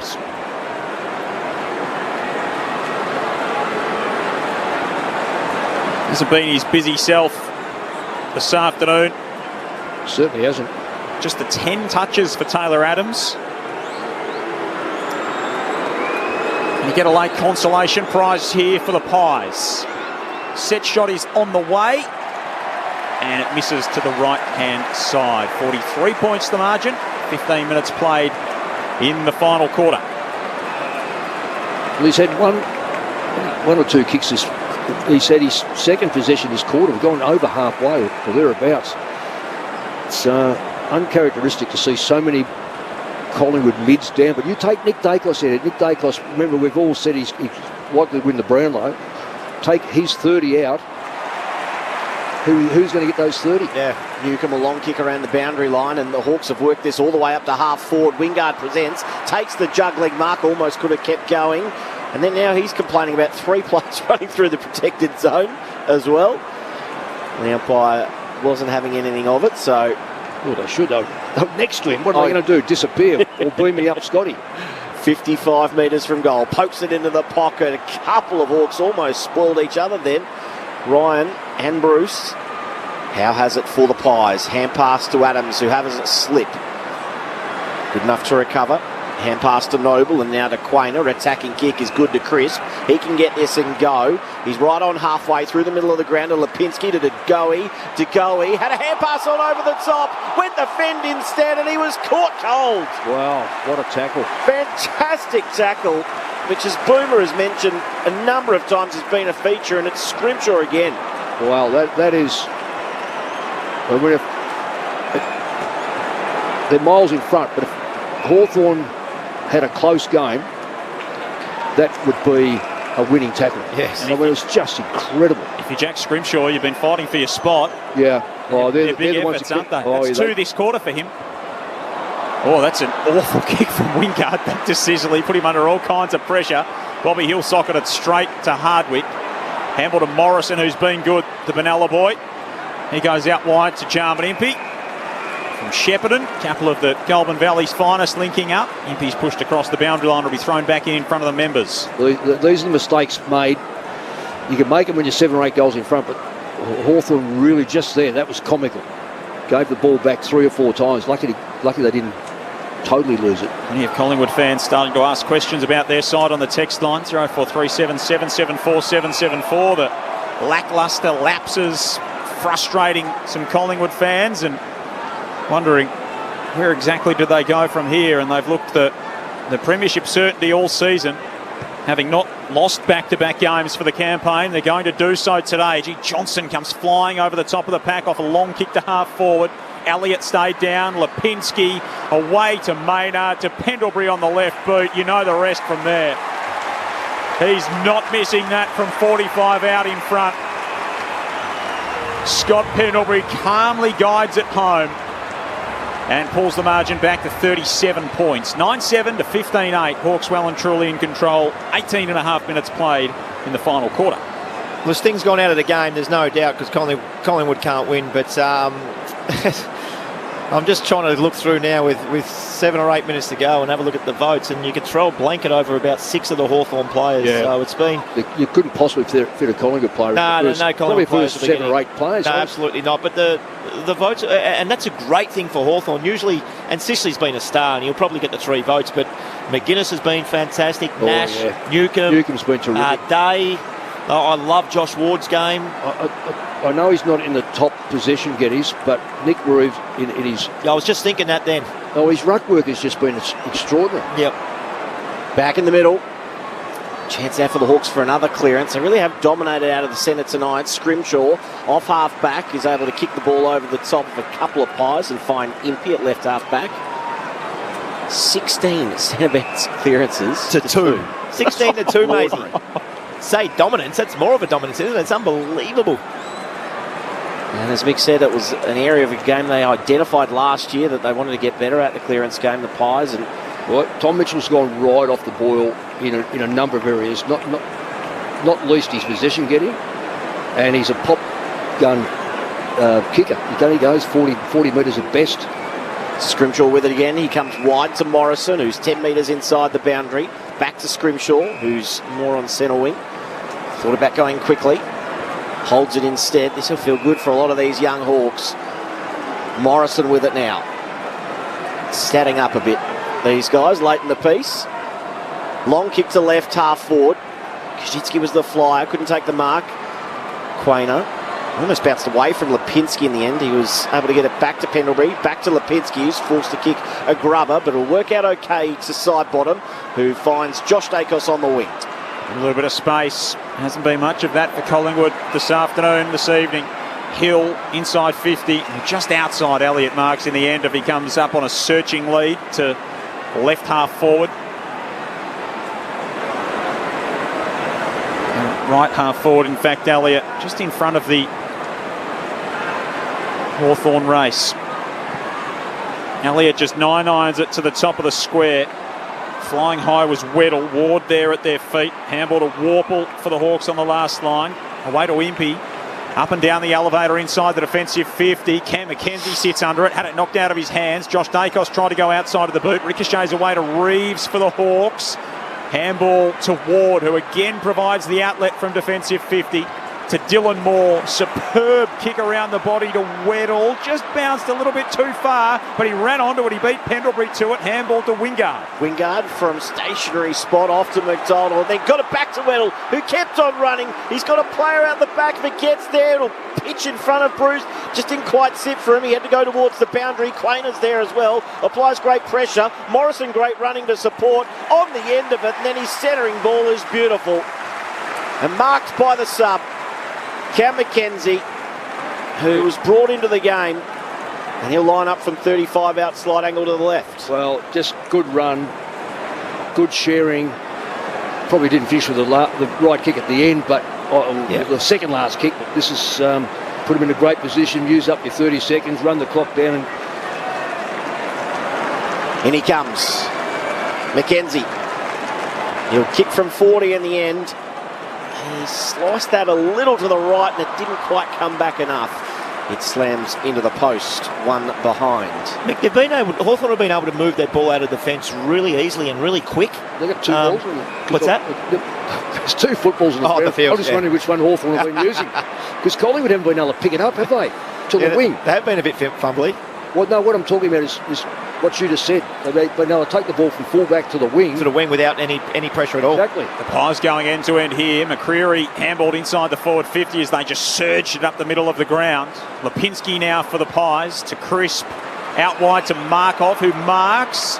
Almost went, then he pokes it into the pocket and finds Elliott, left forward pocket. He's 30 metres from goal is Jamie Elliott, but he's tied up against the boundary. Just looking at disposals, almost 100 less Collingwood, which is just extraordinary. They haven't had their hands on the football at all, especially that first quarter. Mixed 71 to 106 possessions. Yeah. Elliott goes around the body and finishes truly. Jamie Elliott has 3 in the ball game for Collingwood to lead the charge. 23 and a half minutes played in the final term. Hawthorn 15-9-99, Collingwood 10-7-67. Not a bad day's work for a Jamie Elliott. He's got 31 on the season now with his 3 today. How many you got for the season? 31. 31, yes. Not a bad return from a small forward. 11 disposals, as you mentioned. 3 goals, 6 scoring involvements. He's probably been one of their better players, hasn't he? They haven't had a hell of a lot of... Crisp has had a little bit of the ball, 26. Pendlebury's had 23, but he's been fumbly today. Not his usual self. Sidebottom got himself back in the game after a really slow start. Yeah, it's been interesting. It's been an interesting game. This is something for everybody, every other team in the competition to look at against the Pies now. Bit of an eye-opener for everyone. Collingwood involved. Out of the centre comes Will Day, bursting out of the middle. Handballs to Dylan Moore, around the body to fall forward. Ryan brought it down right into the lap of Bruce, who takes one for the road. Luke Bruce got 3. And Hawthorn hit the 100 mark. 16-9-105 to the Magpies, 10-7, 67, 25 minutes played. Front and centre again, Mick. Well, if Collingwood had problems last year in clearances, this is going to give them a bit of heartburn because they've been smashed. I haven't 17-2. Centre bounce. Well, I didn't know the exact number, so now we know 17-2. 17-2 tells you that there's something drastically wrong. Now it hasn't been all year like this, but this is exposed. And you can't win games if it's 17-2 out of the centre because you can't get players in. As a coach, you sit on your hands. You can't do anything about what's in front of you. And that goal was on the back of another centre clearances today. Yes, exactly. It's a staggering differential in this ball game. Collingwood take it out of the middle this time. Lipinski to side bottom, kick smothered by Morrison. Morrison goes back and wins it off side bottom. Surges the footy forward. Wingard picks it up on the AFL logo members side. Handball to Newcomb. Looping handball back to Wingard. Bashes it on looking for Warple, just trying to gain some territory. Warple's dragged down by Josh Dacofs. Squirts out to Wingard. Now to Bruce at left half forward. Back to Morrison, who's been good on return. Centering kick for Reeves. The big man stands under it and immediately releases Day by hand. Day kicks inside the forward 50 for Hawthorn. Dylan Moore the target. Meets the footy, dragged down by Markov. Free kick to the Hawks. Moore was taken high. Yeah, it was there for sure around the neck. Gee, Will Day's had a good day as well. And they all have. Who are you going to give your votes? I don't know, Mick. I'm hoping you can help me out. I just put down Hawthorn. You know, in the old days in the 14, you put do it the whole team. Whole team. Yep. Team game. 3 votes Hawthorn. Here's Sicily. He's going to kick to the pocket. Kaczynski! Clunk! Takes a big grab in the right forward pocket. And Mick, you're right about Nick Reeves. So he's had 9 possessions, 4 tackles for a big fella. Yeah. But they're winning the centre clearances. 2 clearances. He's had 2 clearances. But they're winning the clearances 3 to 17. So he's clearly got his hands on. It's been unbelievable. I'm going to check the hit-outs. Kaczynski on the outside of the boot looking for his second. It's an unorthodox approach and it floats out of bounds on the full across the face. Darcy Moore, who's not had his best day, brings it back into play to Josh Dacos, who absolutely thumps it up the middle of the ground. Free kick going to the Hawks as Sicily was nudged under the footy. He's been an outstanding leader today. 37th disposal for James Sicily, going at 91% by foot. Yeah, and I know they use him. I know they keep kicking it back to Mbuma, but you know what? You only do that when you've got faith in the player. That's exactly. I was going to say he's such a good ball user. There's no reason why you wouldn't want the ball in his hands every single time. And very little panic. Yes. I think we spoke about his composure in the first quarter when he got him out of trouble a couple of times. Yeah. He was sensational. Pete from Ballarat texting in Burma saying his mate Tim is at the ground, rarely misses a Hawks game. He thinks Connor Nash for best on ground, so there's another game he's been good. Potentially throw into the mix. Well, what's he going to work for the ABC? Centering ball for McCreary. He's after your job, Mick. Here's Maynard inside the 50. Elliott elevates and marks on his chest. In fact, it's Hill. He started well, Hill. Started very, very well, coming right up the ground, got a lot of possessions between half forward and wing, but sadly went out of it for a couple of quarters, and I don't know if he's hit the scoreboard yet.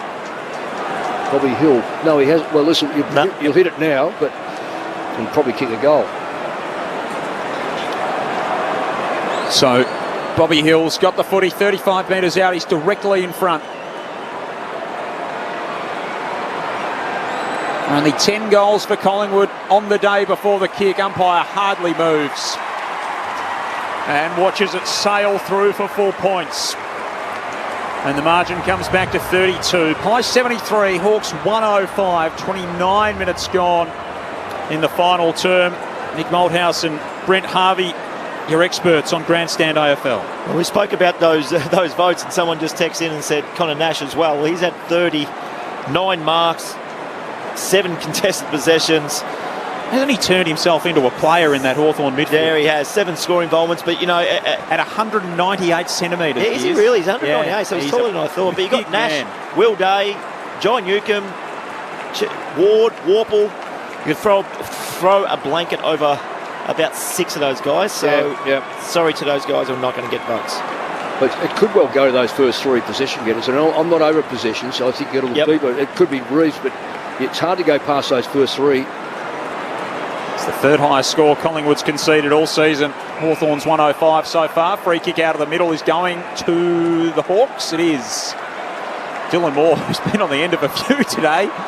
He's been in the favour of the umpires. He's got it right on the top of the 50 and finds Bruce, who's marked 47 from home. And this will be his 4th goal if he kicks it, so he's not far out of the votes either as a small forward. No, he's done well. His craft work to be front and centre or front and square or fall of the ball has been sensational. It's a giant upset for Hawthorn. They take down the ladder leaders of the MCG. And can one of their favourite sons put the cherry on top of a beautiful brown and gold cake? Luke Bruce from right on the 50 launches into it. It won't score. It doesn't matter. The young Hawks make a statement and they topple the Pies by 32. We're the mighty fighting Hawks. We love our club and we play to win. Riding the bumps with a grin and Hawthorn. Come what may, you'll find us striving. Teamwork is the thing that talks. One for all and all for once, the way we play at Hawthorn. When they held Collingwood goalless in that opening term, you knew Hawthorn were on. They kicked 4 of their own. They led by 30 points when they kicked the first goal of the second term. And even with Collingwood's best effort, the way that they play their football, so adept at coming from behind, you knew it was always going to be tough. And the Hawks did not stop from there. They run out winners 16-9-105 to 11-7-73. Just their 6th win of the season. It could be significant in this young team's future. We're the mighty fighting Hawks. We love our club and we play to win. Riding the bumps with a grin and Hawthorn. Come what may, you'll find us striving. Teamwork is the thing that talks. One for all and all for once, the way we play at Hawthorn. We are the mighty fighting Hawks. They're not in the fight for September, Hawthorn, but they can certainly shape it through their run home. And you look at so many of the great sides along the journey as they build and they get things together as a young team. They have a statement victory. They have a landmark. They plant their flag in the sand at some point, and the Hawks have certainly done that this evening at the MCG. 16-9-105 to 11-7-73. Of course, later tonight, Geelong and Port Adelaide down at Kardinia Park and GWS in Sydney for our audiences around the network on Grandstand AFL. 3 goals to Luke Bruce, 3 goals to Brandon Ryan in Game 2 for the mid-season draftee, 2 to Lewis, 2 to Dylan Moore, 2 to Harry Morrison on return, a goal to Newcombe, to Kajitsky, to Reeves and to Weddle. For Hawthorn, Jamie Elliott kicked 3, Jordan De Goey kicked 2, Dan McStay kicked 2, goals to McCreary, to Pendlebury, to Nick Dacos and to Bobby Hill. Hawks by 32. They led by as many as 44 in that final term. Brent Harvey and Nick Malthouse. That was a very impressive performance from this exciting young team. Oh, it's fantastic. Now, can I just go back to, 2 hours ago and say Collingwood will win by 10 or Hawthorn by 10 points? And that's the way my mind was. If Collingwood have been sorted out, we all know how, and it's okay to sort a side out, you're still got to beat them.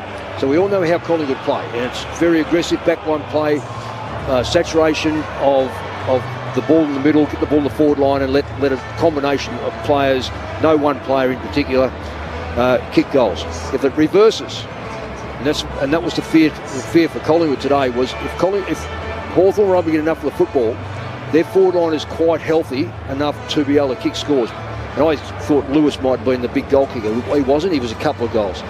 Their back line to me was always going to be maybe see how they go. They're not renowned for having, but to me the big point there was Sicily. Sicily is such a I've written an article about captains tomorrow morning in the paper, and I've named him in I think about 4th or 5th.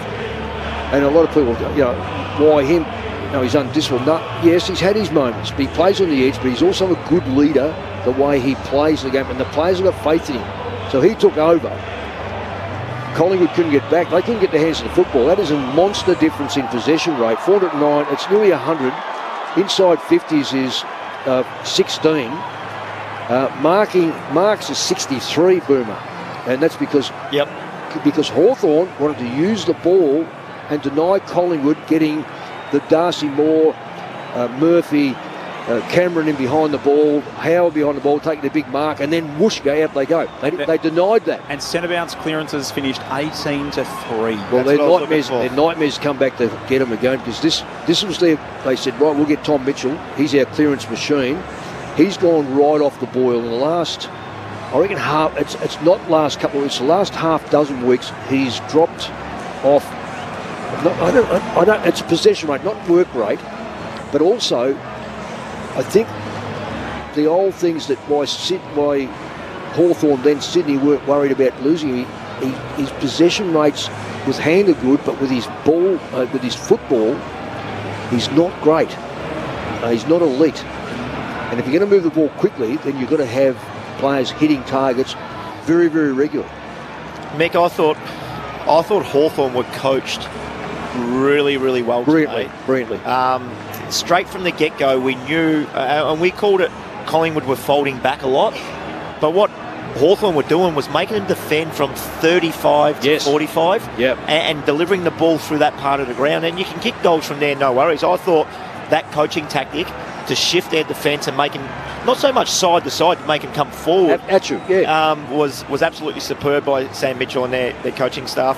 Joel, you just spoke about the centre bounce clearances, 18-3. Now, I don't know if we've seen a dominance like that. I think that would have to be the biggest deficit of the year by an absolute mile. I was going to say the last 10 years. Yeah, it would have to be. It would be very close. Yeah. Three centre bounce clearances for Collingwood for the day. Yeah. Now, is that Reeves in there, or is that got to do with the ruckman, or that got to do with the players? I'm not 100% sure. So what was the number again? 18-3.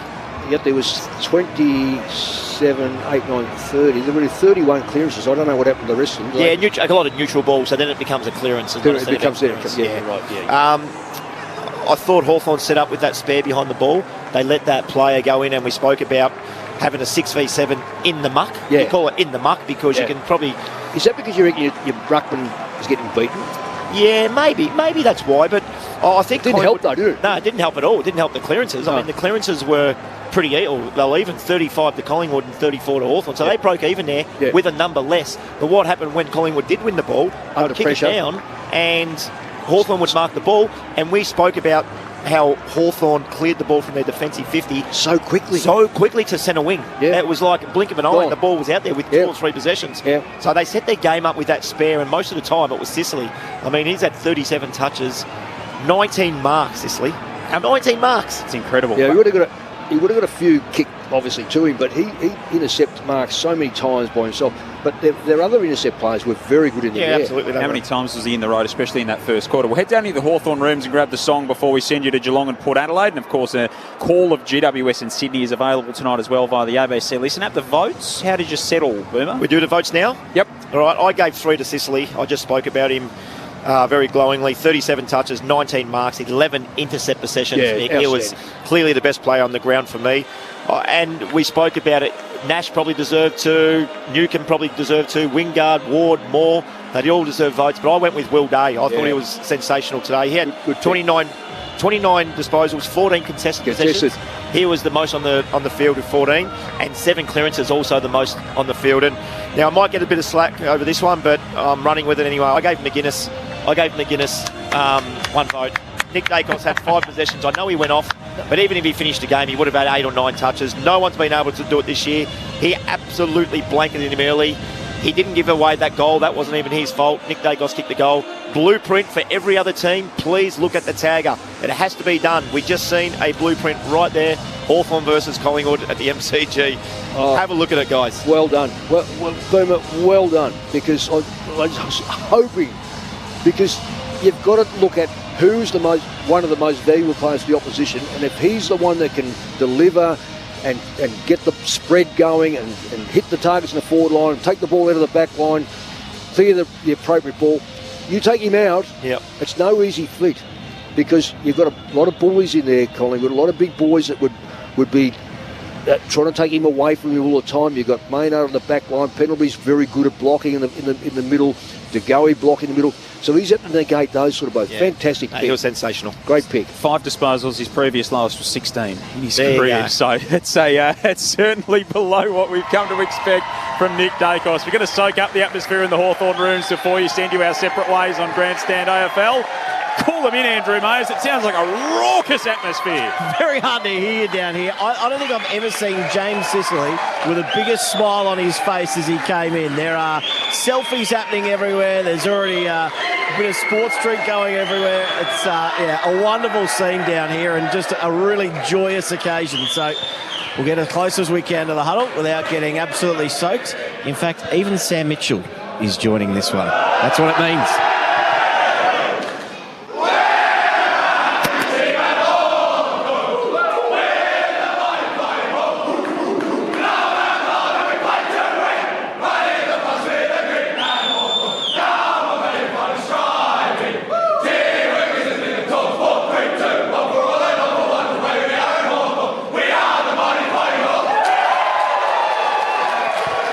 That was a special one. I don't think the Hawthorn song has been sung by a group of players with that much gusto for a very, very long time.